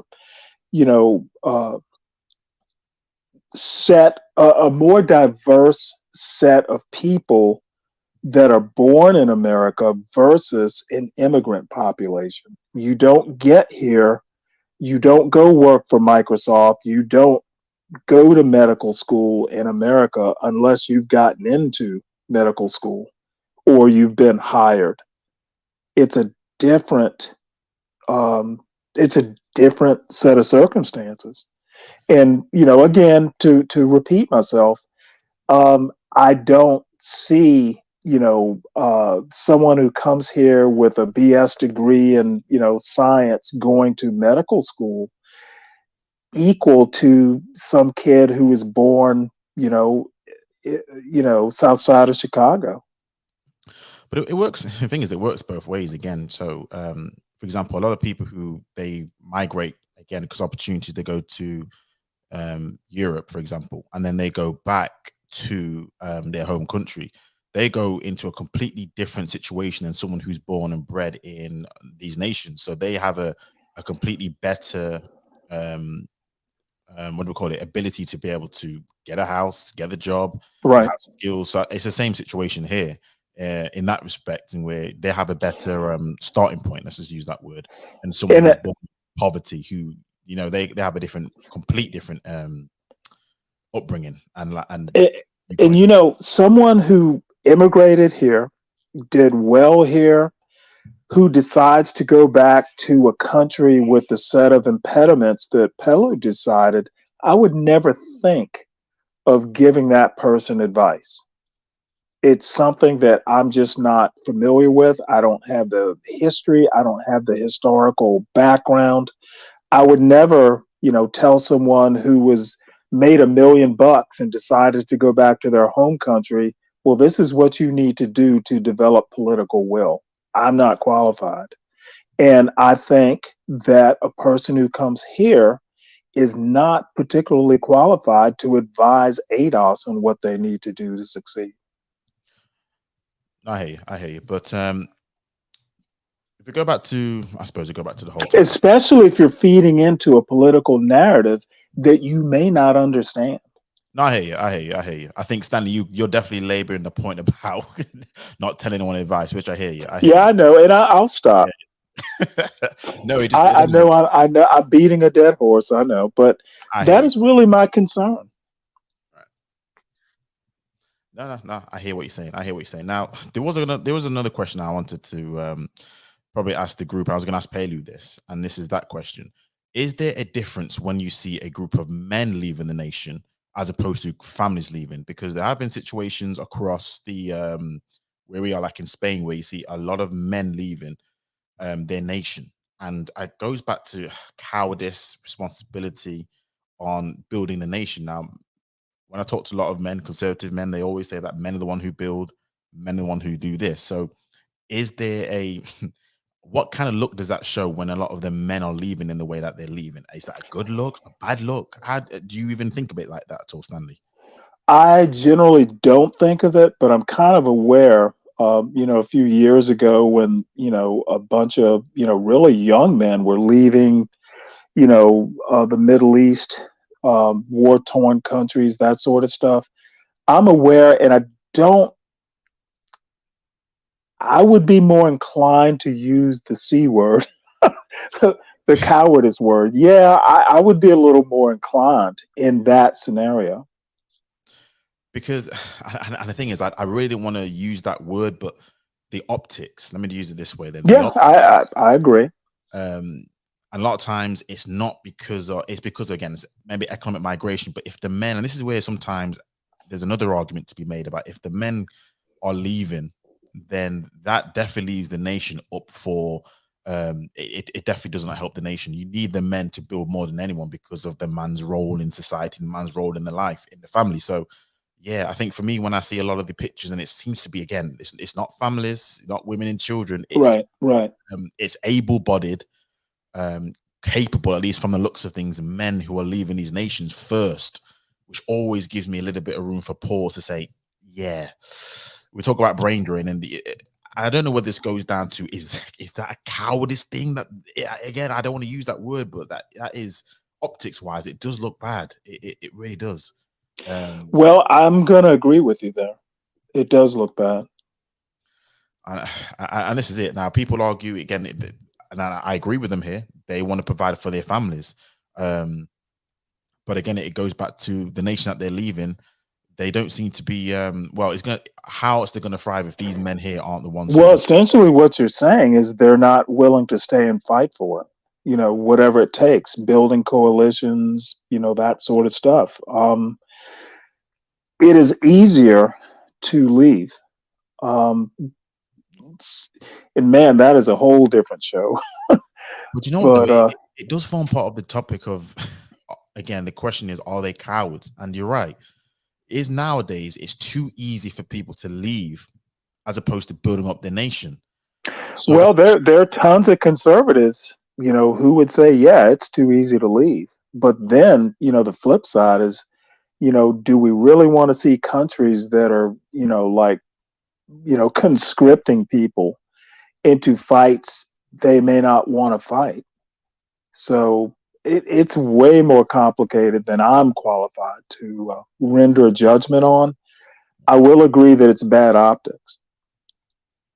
no, I mean I agree, and I know for the conscription part, there are a few nations that still do. I want to say like South Korea, is not Cyprus because of the wars that have taken place. Israel, there are some things that their nation, their people have to do. They have to do service by a certain age, otherwise, I think they could be in prison if they're not. Excuse me, I'm not too fluent on that, but I do hear things like that. So there are situations there, yeah, for sure. That yeah, you're right. I'm not qualified at all to speak on in that regards, but Well, the problem is it's just so complicated. yeah, And it's tough on the countries of origin in some ways, definitely tough on the countries of destination. Um, but in Pelo's story, I think his I admire his parents, quite frankly. Um, so anyway, I think that it is way complicated. I do think, and I'm going to catch flack on this. I think you should go to wherever it is you want to go and thrive. My thing is, are you really qualified to give advice? Are you really qualified to give political advice?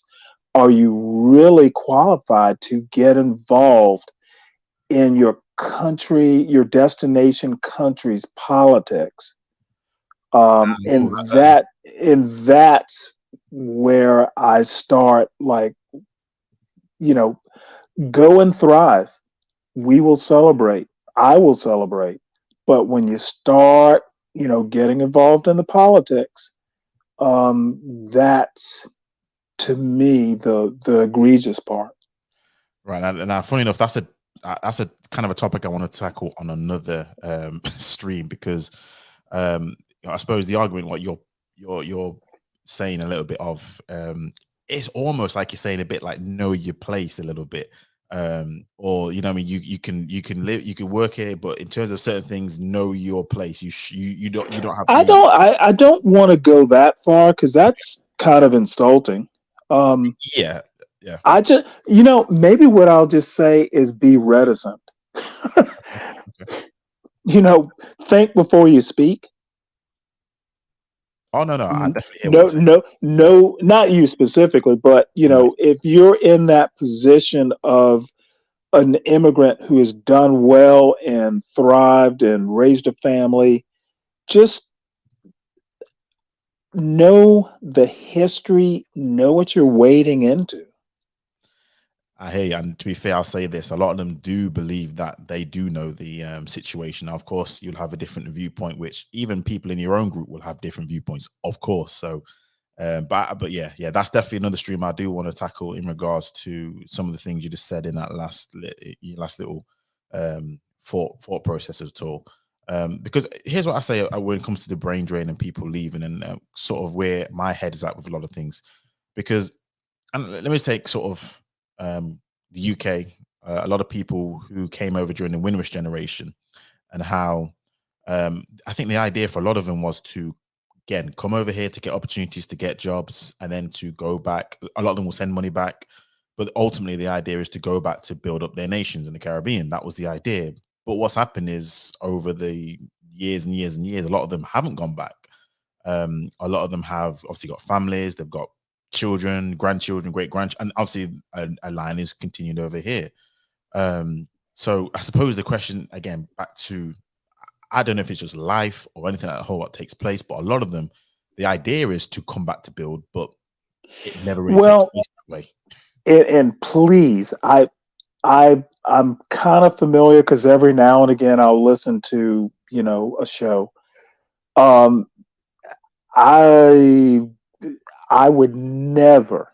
Um, I don't know British politics well enough. Certainly don't know the history of the Windrush. I do. I'm vaguely familiar. Um, I trust.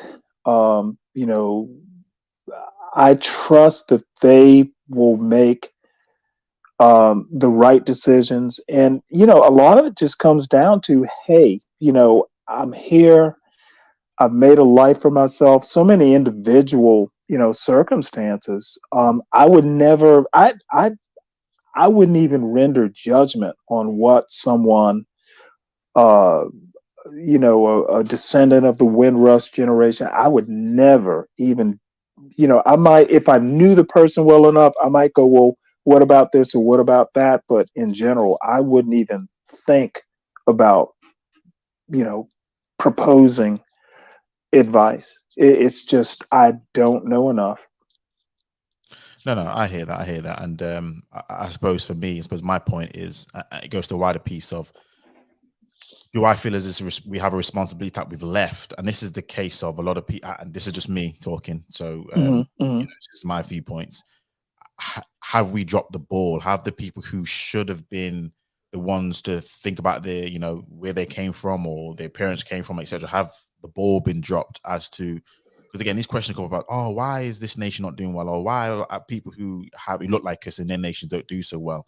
And sometimes I might just say, well, is it because the people who responsibility you could ask, you could say, to build up the nation, they left, then it's going to leave a gap for a long time until that gets filled. And then unfortunately you have, again, other nations who see potential in this nation, that nation. They come and buy up the land, they come up and buy the politicians. And yeah, so I always think when they said cowardice, again, I won't call it cowardice, but maybe there is a bit of, well, I mean, but I could see, in some of the stories I've heard, I mean, people, especially like say a second or third generation, it may be that they don't have that same connection that their parents or grandparents had to, the Caribbean or wherever. I mean, you know, my parents are still alive. They're in their 80s now. right. And, I've heard the stories about, say, Jim Crow. I don't have that same connection. I don't have the same feelings. I know I listen to my parents. I know the stories, but I've got a 16-year-old. Right. I don't advise him about, say, white people or, the perils here in Georgia. I don't advise him the same way my parents advised me. So things change. Now you can make the argument, well, you're not as committed to, say, civil rights or, this, that, or the other. And my answer would be no. I'm in a different situation. My son won't experience the same things that I experienced. You have to bear the history in mind, but that doesn't mean you have to live by it. Yeah, yeah, and I 100% agree. And to answer your point about how it's over here, is a lot of second generation, third generation. There would always be a different affinity because a lot of them didn't grow up in that place. But Right. a lot of them do fly the flag. This is the interesting dynamic you have over here, and I'll briefly explain it. That a lot of them they have a British passport, for example. Some of them would have dual passports to their parents' homeland, or if they're born there but lived here. But a lot of them will still consider themselves, Right. I don't know, British Jamaican, British Trinidadian, or whatever it may be. So, or British Nigerian. So it's a weird one where a lot of them, they will still fly that flag. They'll stay that they're Nigerian when they're ready to. So sometimes, And you know what? This is just speaking for myself. I would never understand that. I personally, I'm an American with an African heritage. I agree. So, I mean, I would never say I'm Ghanaian or, I'm not, and I'll get bullets for this too, but I don't consider myself a Pan-Africanist. I'm an American.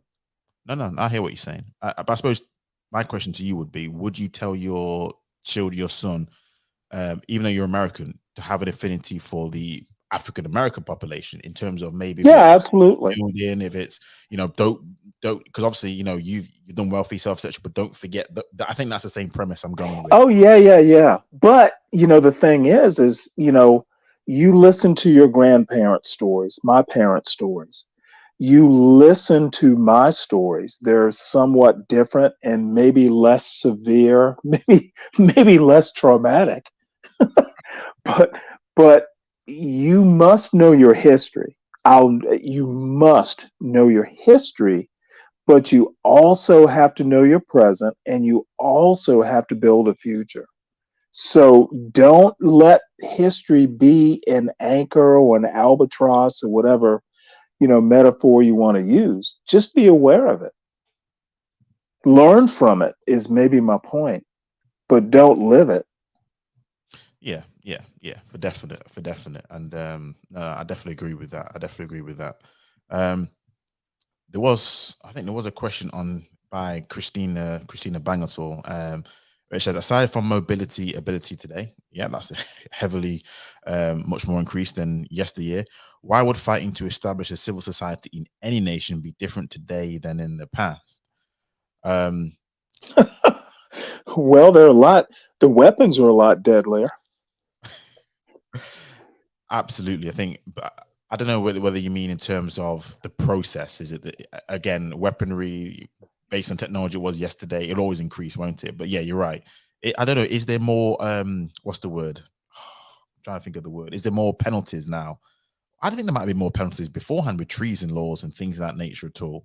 I suppose, in essence, would you say that there's a massive difference in the fight to establish civil society today than it were yesterday? Would you say it's easier to establish a civil society with the You know technology? what? I would almost disagree. And again, I'm kind of talking through my hat. Okay. I don't know. I've never lived in a place that, wasn't, reasonably civil. So I don't know. I don't know how to change a place that you love and make it more, say, democratic. I go back to, places like Tunisia, the Arab Spring. Um, Mhm. that springs to mind where, the opportunity was there to kind of make changes. And I think in the end, not much changed. That's fair. I know there's so many uprising at all. I mean, I'll s- I'll say this to answer the question. Well, I mean, they were trying to change their societies. Oh, 100%. And I don't know whether, again, back to the mobility part of it, does that make it more? I don't know. Does that mean it's a situation where people are more apt to be able to change society because there's nowhere else for them to go? Does lack Yeah, of I see what you're option? saying. Yeah, there's lack of options. Because again, back to Yeah, the brain drain. If someone uh, no one wants to live in a place where it's unsafe, and if they can leave, they will leave. I Um, think that's a good point. yeah. Those who can will leave. I think you make an excellent point. And I suppose again, it goes back to again the point we're making about the best and brightest brain drain is a reason because they will likely be the ones who have the forward thinking premise to be able to say, you know what, Or the resources, or they passed their A levels or whatever. yeah, And that's, oh boy, that is a whole different show. But and I feel bad, but it might be something we as a world have to accept. I mean, you're not going to, if you have the ability to leave a place that is potentially dangerous, you're going to do it, especially if you have a family. You're going to do it, and you should do it. oh, 100%, 100%. Especially some of the things you see, it's just like you'd almost be this would be you'd almost be a fool not to do it. I'm not saying every nation that people come from has these same Right, problems, right. but yeah, generally speaking, 100%. Um, But again, it feeds back into my point. No problem with that. They should leave. In America should accept them. But I don't want to say, I don't want to use the stay in your place thing. I just think know America better before you start giving advice. No, I hear what you're saying. I hear what you're saying. Now, and then you put a comment on here which is interesting, which which to be fair, again on the article, it did talk about remittance and sending lots of talent abroad helps the home country by remittance and all the foreign knowledge and networks that they bring back home. Now, this is what I was going to ask: how, My point would be money isn't everything. and this is it because, and this is what I hear from people who've left the continent, people who've gone back to the continent, and they will say this: they do try and come back to bring their knowledge and networks to try and build this and build that. But I hear a lot of corruption. I hear because of the Yep. people who have been there, because they're the ones who are ruling the land, and I Hmm. hear a lot of negative stories. Now, maybe on the individual family basis, yeah, no question, that will definitely help your individual family, your cousins, your whoever's been there. I suppose Hmm. as the nation as a whole, I'm hearing so much instability. I mean, investment Right. banking, consulting, all these kind of things there. It's like I hear a lot of things that are in the control of the government in some nations, which makes it even doubly worse, doubly harsh. Red tape. It's it's interesting. So I'm not saying it's not a case, but yeah, Well, it's it's just all complicated. oh yeah, there's so many. But to that point, money isn't everything. Um, you know, But I'm kind of a book reader. I actually do think that, money is not everything. And money isn't everything. Money will I'll just leave it at that. Money isn't everything. No, no, no. Especially if there's like, corruption and, that sort of stuff involved, within a country, with government. It will it's a survival tool, but it's not necessarily a thriving, a thrival.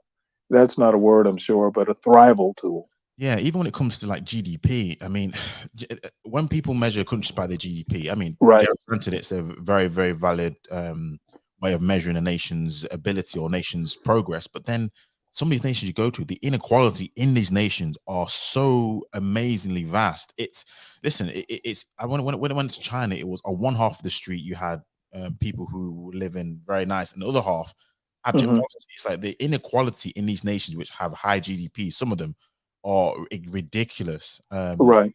And even when it comes to certain nations which are known for its abject poverty, you still have people who Dude, have Bentleys and Ferraris, and it's like, well, they don't seem to care about those nations. It's yeah, well, I've been a couple places and, mostly the Middle East, and it is shocking.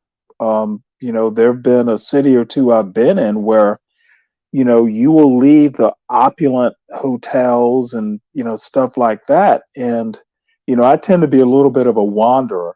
yeah, yeah. And, you will literally get into a place. I can remember, and I won't mention the country, but, in, one spot, I'm drinking Foster's beer, you know, and in air conditioning. And, I kind of wander a ways and there's literally open sewage, like, um, you know, a mile down the road. Um, I was shocked. So, and this is an oil nation. So, I get what you're saying. The disparities can be, stunning. And I'm sorry, go ahead.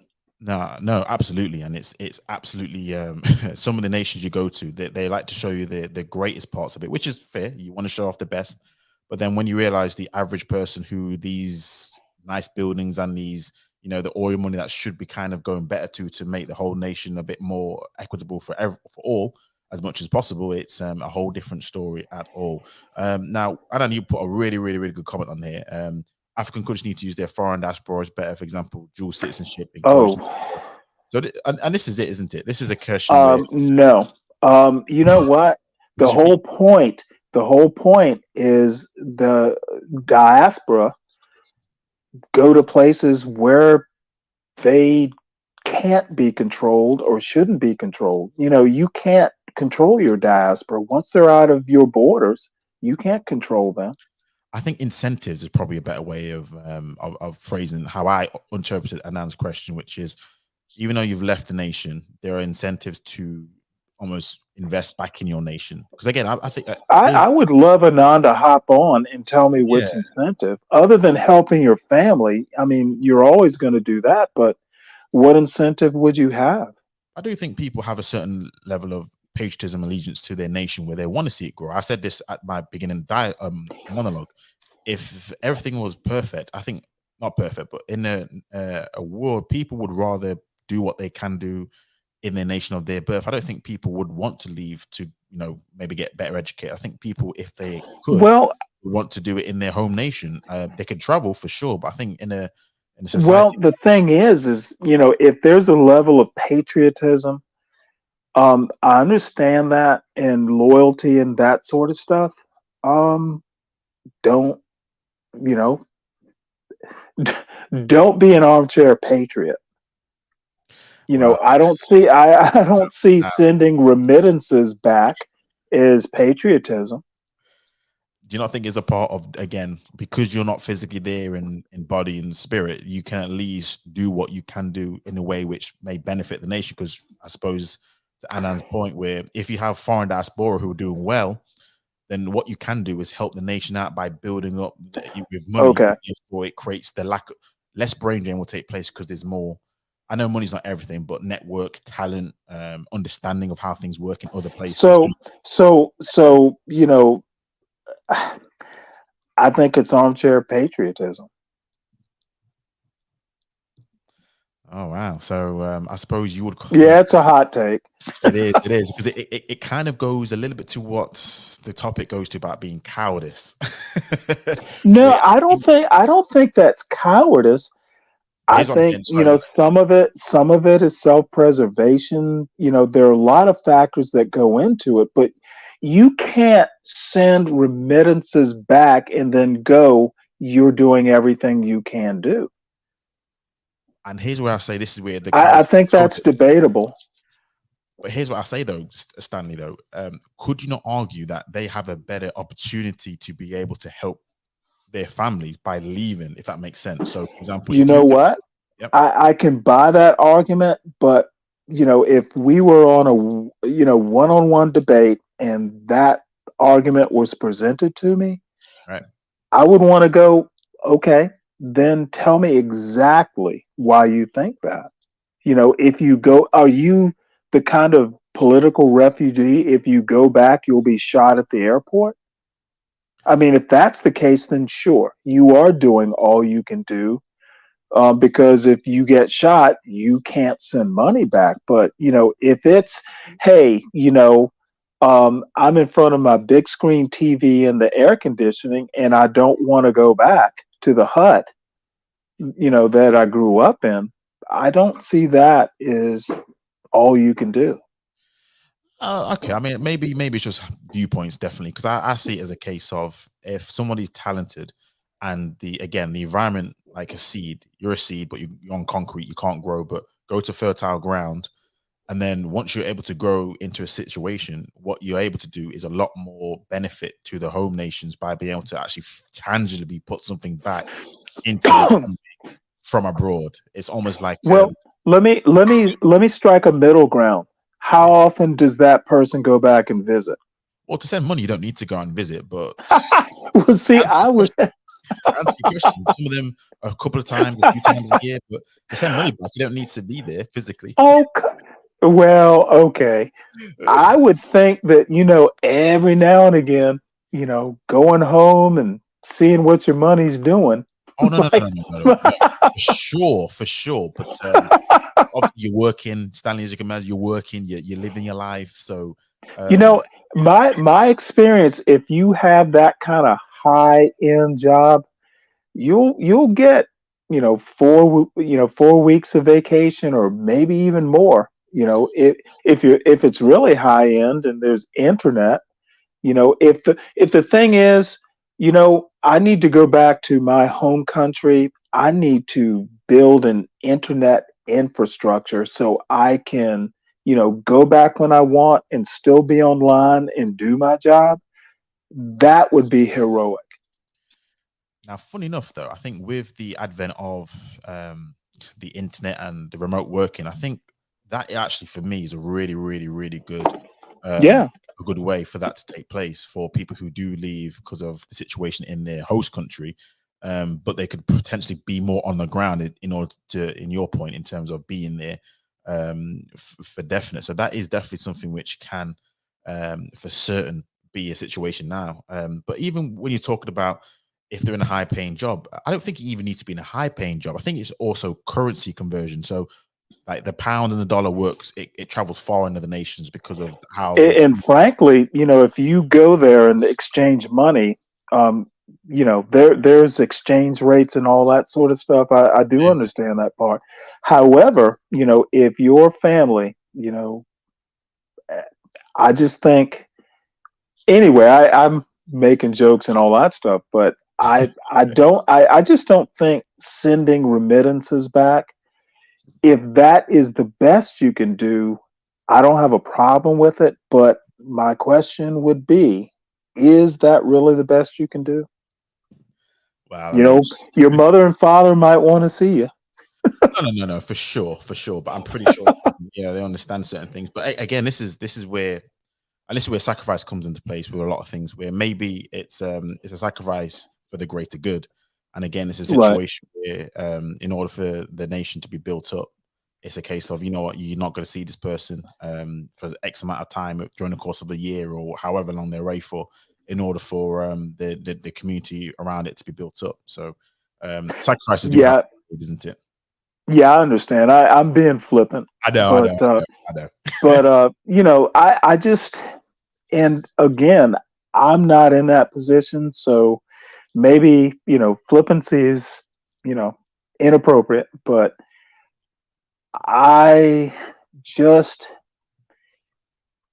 I guess maybe my point, if I were advising, if my son went to England, or a better place in America, um, I would say don't be a stranger. I would, you know, if everyone does the best that they can, maybe a little bit of altruism, maybe a little bit of, hey, I don't have to be in air conditioning, every single day of my life. I think the best people can do is the best they can do individually. So, that sounds utopian, but I trust it honestly though. If you are doing the best you can do and you are sure you can, and maybe, being cynical, you've convinced yourself that that's the best you can do, you can't ask an individual to do more. Yeah, no, no, no, no. Again, you're right. In a utopia, that is, yeah, that's what we all kind of expect from everyone. Of course, in a moral, upstanding way, that's also something which we all assume to be true. Right. Now, Sam put on here a question which, fun enough, this is interesting because is this a result of the brain drain where, again, because of the current situation, which is getting better, but maybe not as good as Sam as you want based on where you are now, that parents, I'm aware, but have no reason to go there. There is Ghana. Parents should have thought about installing culture in the household instead of doing nothing. I'm 28 now; it's over now. I'll really be curious to get your viewpoint. If the links pinned to the Well, see chat. that Uh, sounds almost personal, not necessarily cultural. no, no, no. It definitely seems personal. But the thing is, I think a lot of people do have these same sentiments where Hmm. so the parents will decide they need to leave for a better situation again because wherever they are is not suitable, hospitable for their aspirations. So they leave and they have children abroad. Obviously, they have their families, etc., immigrants. But then the children, they have, like you said, different experience. And because they have a different experience and they hear probably tales of, well, first off, I see my parents leaving, number one, Hmm. like some of them may feel it's cowardice. And then number two, they're looking at this could be the West. This is the Western media, the racist, the Western media, how they put a spin on things. It's like, the problems I'm seeing, my parents left here. Why am I gonna worry myself by leaving this Mecca or leaving this, utopia, or at least a better utopia, than going back to a place to start from scratch? It's, it's interesting, but this is also another cultural, maybe is it a cultural thing that takes place where members who have left seeking greener pastures, it's put into the minds of their children, so and so, and that, you know what? Yeah. I think that's a perfectly valid argument.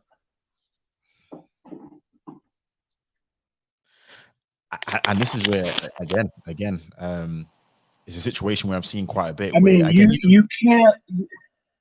I guess what I'm going to say is you can't expect your kids to fight or to do or to right a wrong.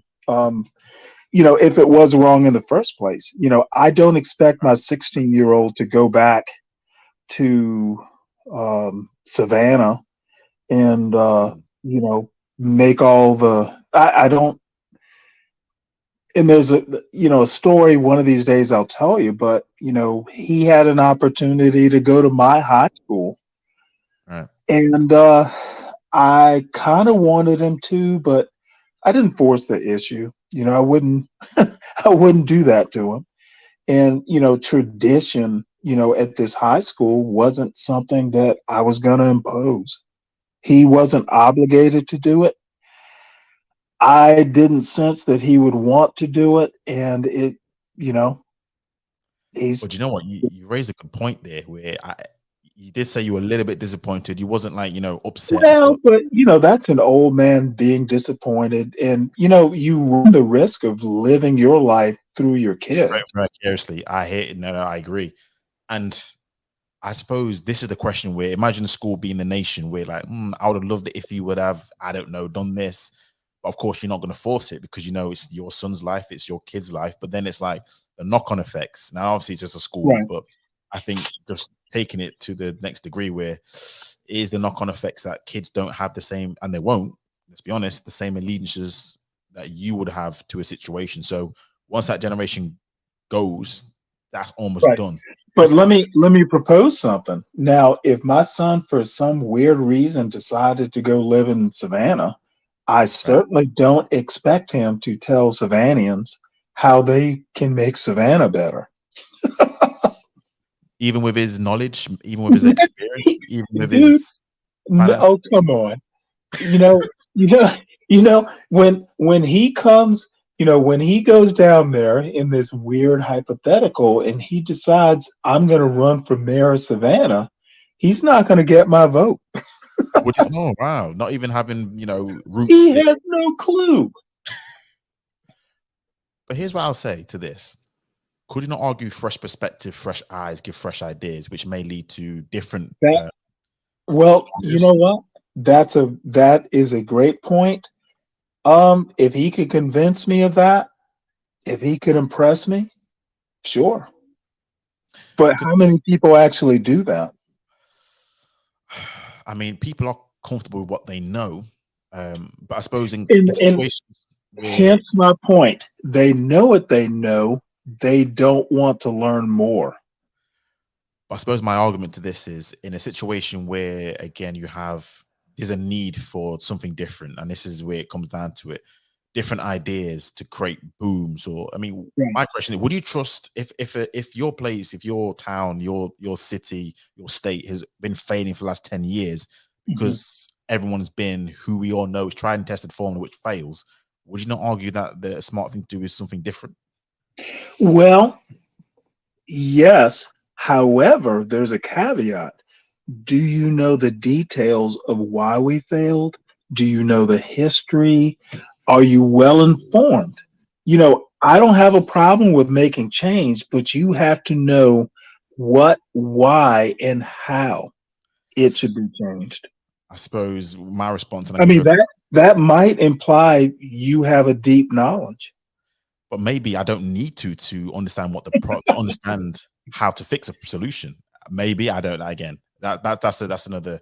I can go down definitely a wormhole. Kanye, I'm welcome. not going to argue the point, Yeah, yeah. but me personally, if you can tell me, back in 1983, what was wrong with the city and why that should have been changed, um, I don't have a problem with improvement. I do want a deep knowledge of what was wrong in the first place. Don't make esoteric changes. Actually know the deep stuff. Okay, okay. I hear what you're saying. I hear what you're saying. I hear what you're saying. Kanye, welcome. I think it's the first time, unless you've changed your name, from what I understand. Welcome to the stream. Can you hear me?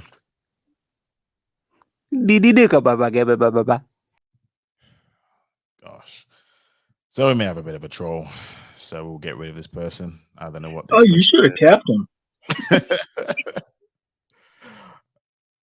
Hold on. Kanye, I think I know who you are.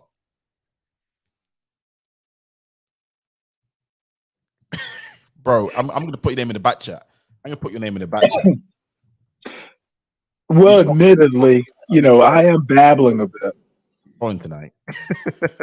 Hold on. I think I know who he is. Let's see if I can unmask this guy because I think I know who you are. Are you trolling?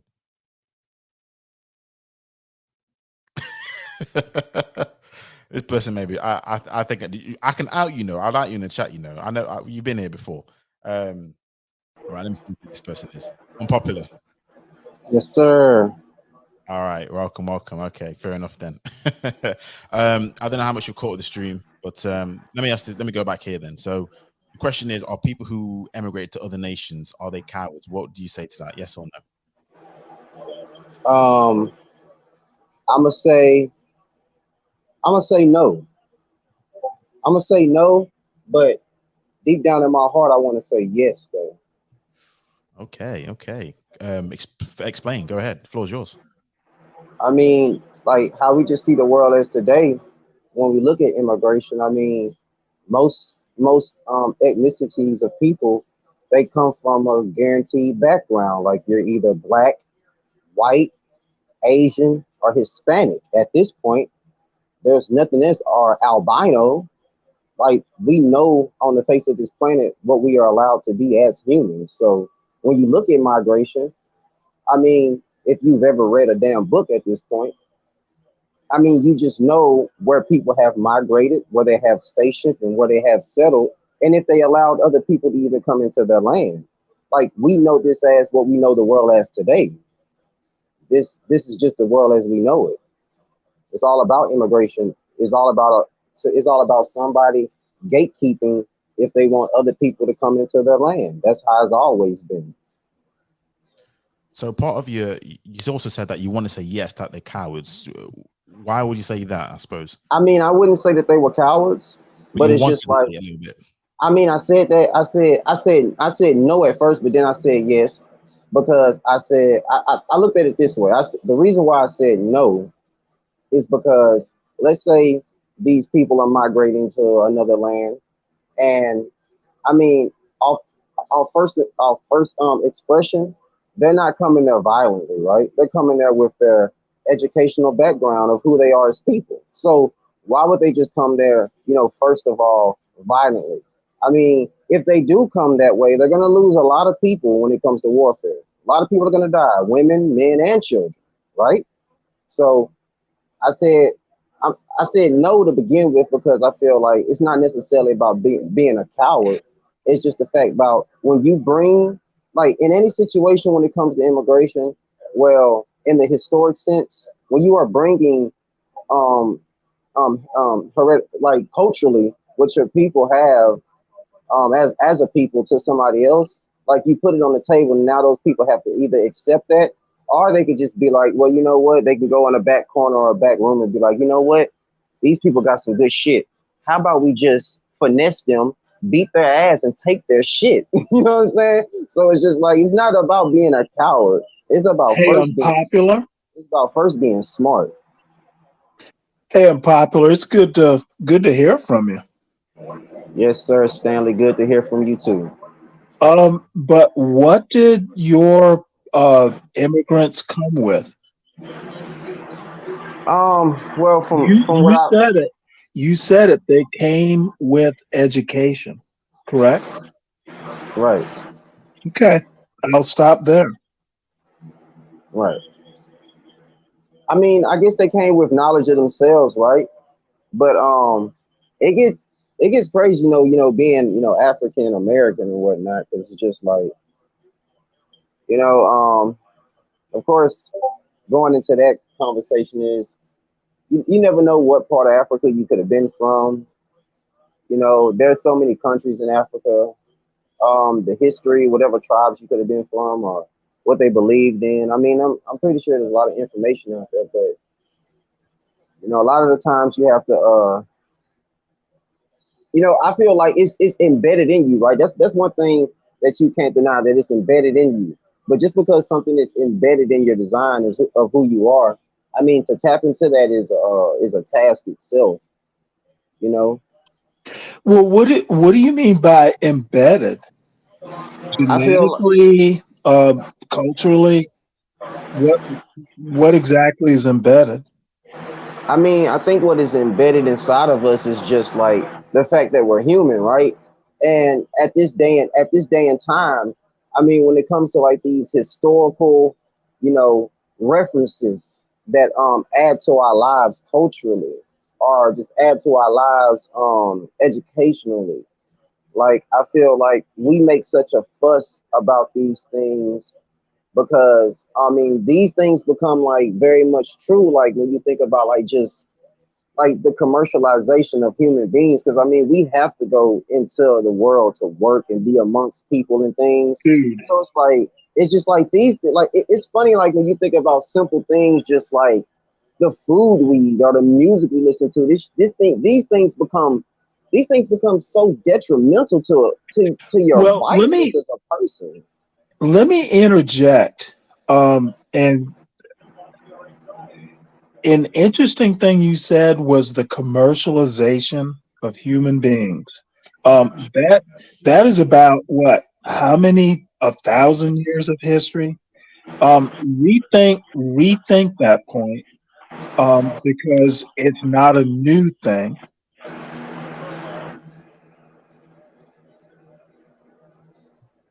Right. You said 1,000 years. Yeah, that's a lot of time. At least if I chose 1,000 years just because it was conservative. There are people who would say people have been commercializing human beings forever. Facts. Absolutely. Let me interject in, ask a popular question then. So, because I Sister Stanley, well, obviously has a different viewpoint, but do you? I don't know your family background or anything, but do you have any sort of? Do you believe that immigrants have a responsibility? They've migrated over to another nation, but do you think that these people who have, I don't know, they've made it in another nation, do they have a responsibility to build up their own nation at all? Is their responsibility on their shoulders? Okay. I hate to be the one to ask you to repeat yourself, but can you say that one more time? Yeah, that's fine. That's fine. So, do you think immigrants who have left their nation, they've done well for themselves in wherever? Um, do you think those groups should have a responsibility to help develop their nation that they've left? So, a guy from South Africa leaves, go to the US. Should the guy from the who's now building US, should he now help his fellow people in South Africa? Yeah, I would agree with that. But the way I heard the first part of the question was the realest part. Because like when you said somebody that's trying to represent their nation, right? I mean, what does that mean to a person? Because I mean, you're one person, you're an individual. Like, I'm not saying that your family doesn't matter, right? But your family, like the people in your family are also individuals. They're also trying to express themselves. So like when you pose that question, the way that you pose it, I feel like, I mean, that's a big question. And I feel like anybody would feel like that because I feel like at this point, when it comes to just wanting to be free, wanting to be liberated, if that's how you feel, right? Because I mean, let's say you get discriminated against, like most people do in this world. Like there are plenty of people getting discriminated against at this very moment, to this very day, and the only thing that they want to do is to be liberated. Just to be free, just to be like it's crazy because nowadays the world as we know it has become a globalized sensation. Like like all these things that we buy into, like there's people already making money off of it. The show is rolling, the camera is rolling, it's never going to stop. You either have to get with it or get down. But like So, far as other let me yeah. ask you this then, Papa. Let me ask you this then. So, are you more on the individualist that you're like it's almost you, you in the world? Forget about anything else like that. You don't seem to have it. You don't think you should have any sort of, I don't know, what's the word, allegiance to your country or anything like that at all. It's just I need to get out. Let me get out by myself, sort of thing.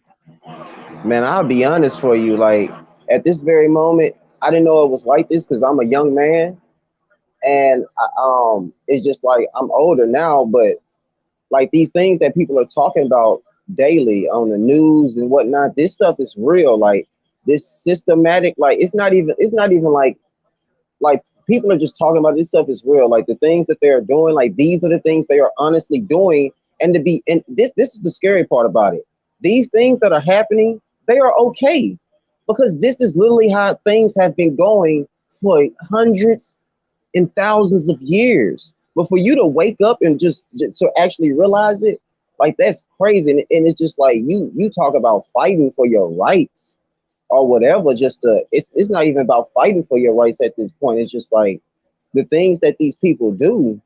It's like, or not these people, but the things that are being done.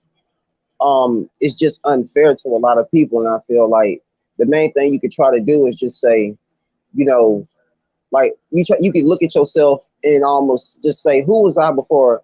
Like I was unscathed before whatever happened to me, right? but it's crazy because it's just like, man, I support. It's funny because I support people just like, man. It's crazy because, man, I mean, I've seen some shit that really messed with me. I said, bruh, man, some people are just some of the most innocent people get done so bad, man. No, And no, I it's hear you. just like that shit is crazy. And here's what I say, because I definitely hear what you're saying, and here's how I see things. It's almost like I'm going to use. I don't know if you know much about like the British Empire and what they did when they went out and colonized the world. The idea was for them to help Britain elevate itself. So this is how I see, I suppose. And then you put in the question about how countries should use their diaspora. I think it should be in the same type of way, obviously differently done, but the diaspora should be like a colonizer group, getting the resources, knowledge, networking, and then build up their home nation. So I know Nigeria does it in a way good, Ghana doing it like that. So that's how I see responsibility in a way. But the thing is, it's about a mindset of a people. And I think this is the key when it comes to these kind of things. It's the mindset of the people.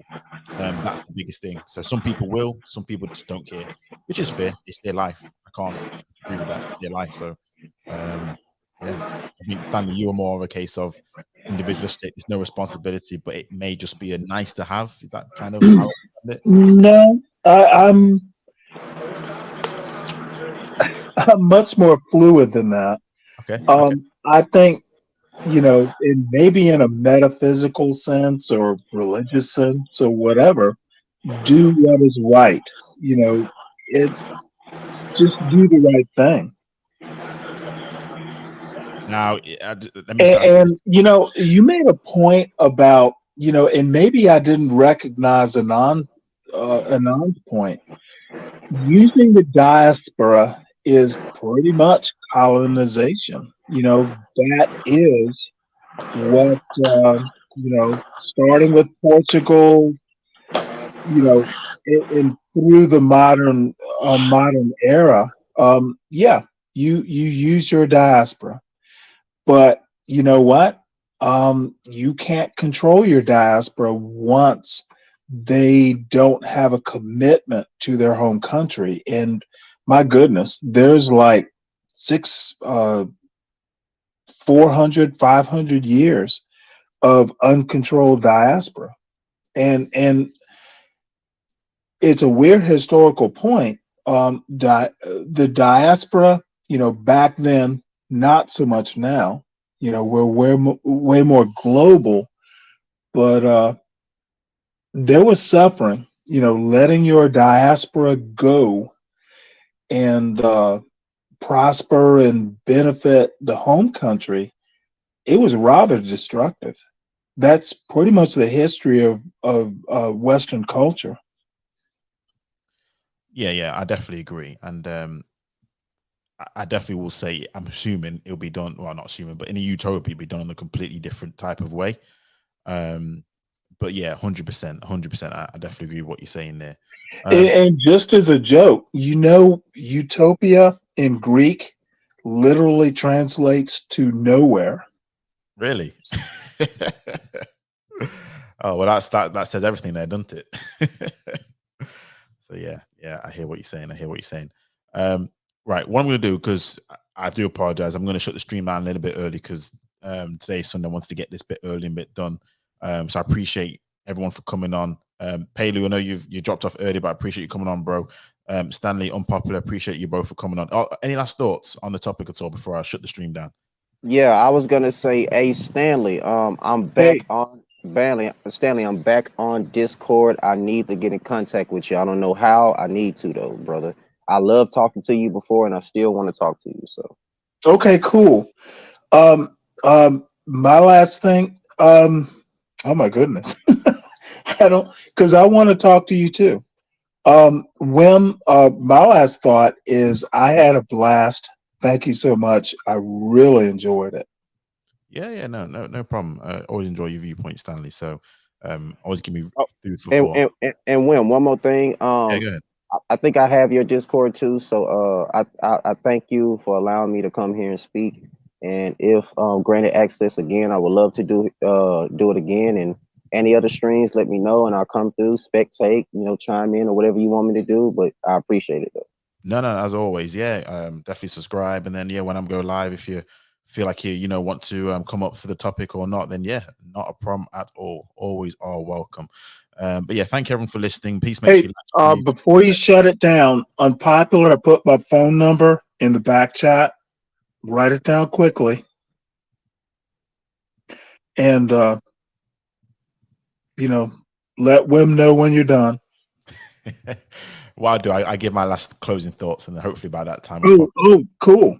you've got it all down. But yeah, I mean, for me to answer the question directly, cowardice, no, I wouldn't call it cowardice. I think, especially given the situation we are today, if there's a chance for you to do better for your family, then by all means, take the opportunity.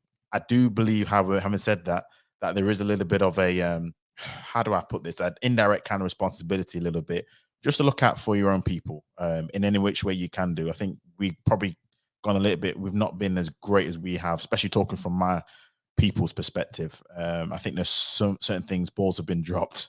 Pause. But yeah, there's definitely been certain things that have been missed, and a lot of times it's purely because, let's be honest, we're all here to try and make our lives better as best as we can do. But yeah, unfortunately, it's knock-on effects. So. But then a lot of it is down to governments and how they've operated. And let's be honest, no one wants to raise their family in instability, both from a crime perspective and just in general. So yeah, for sure. But no, again, thanks everyone for joining the stream. Unpopular, I'm assuming you've noted down Stanley's number. So yeah. So yeah, let's shut down the stream now. Thanks everyone. See you again in the next one. Take it easy. All right.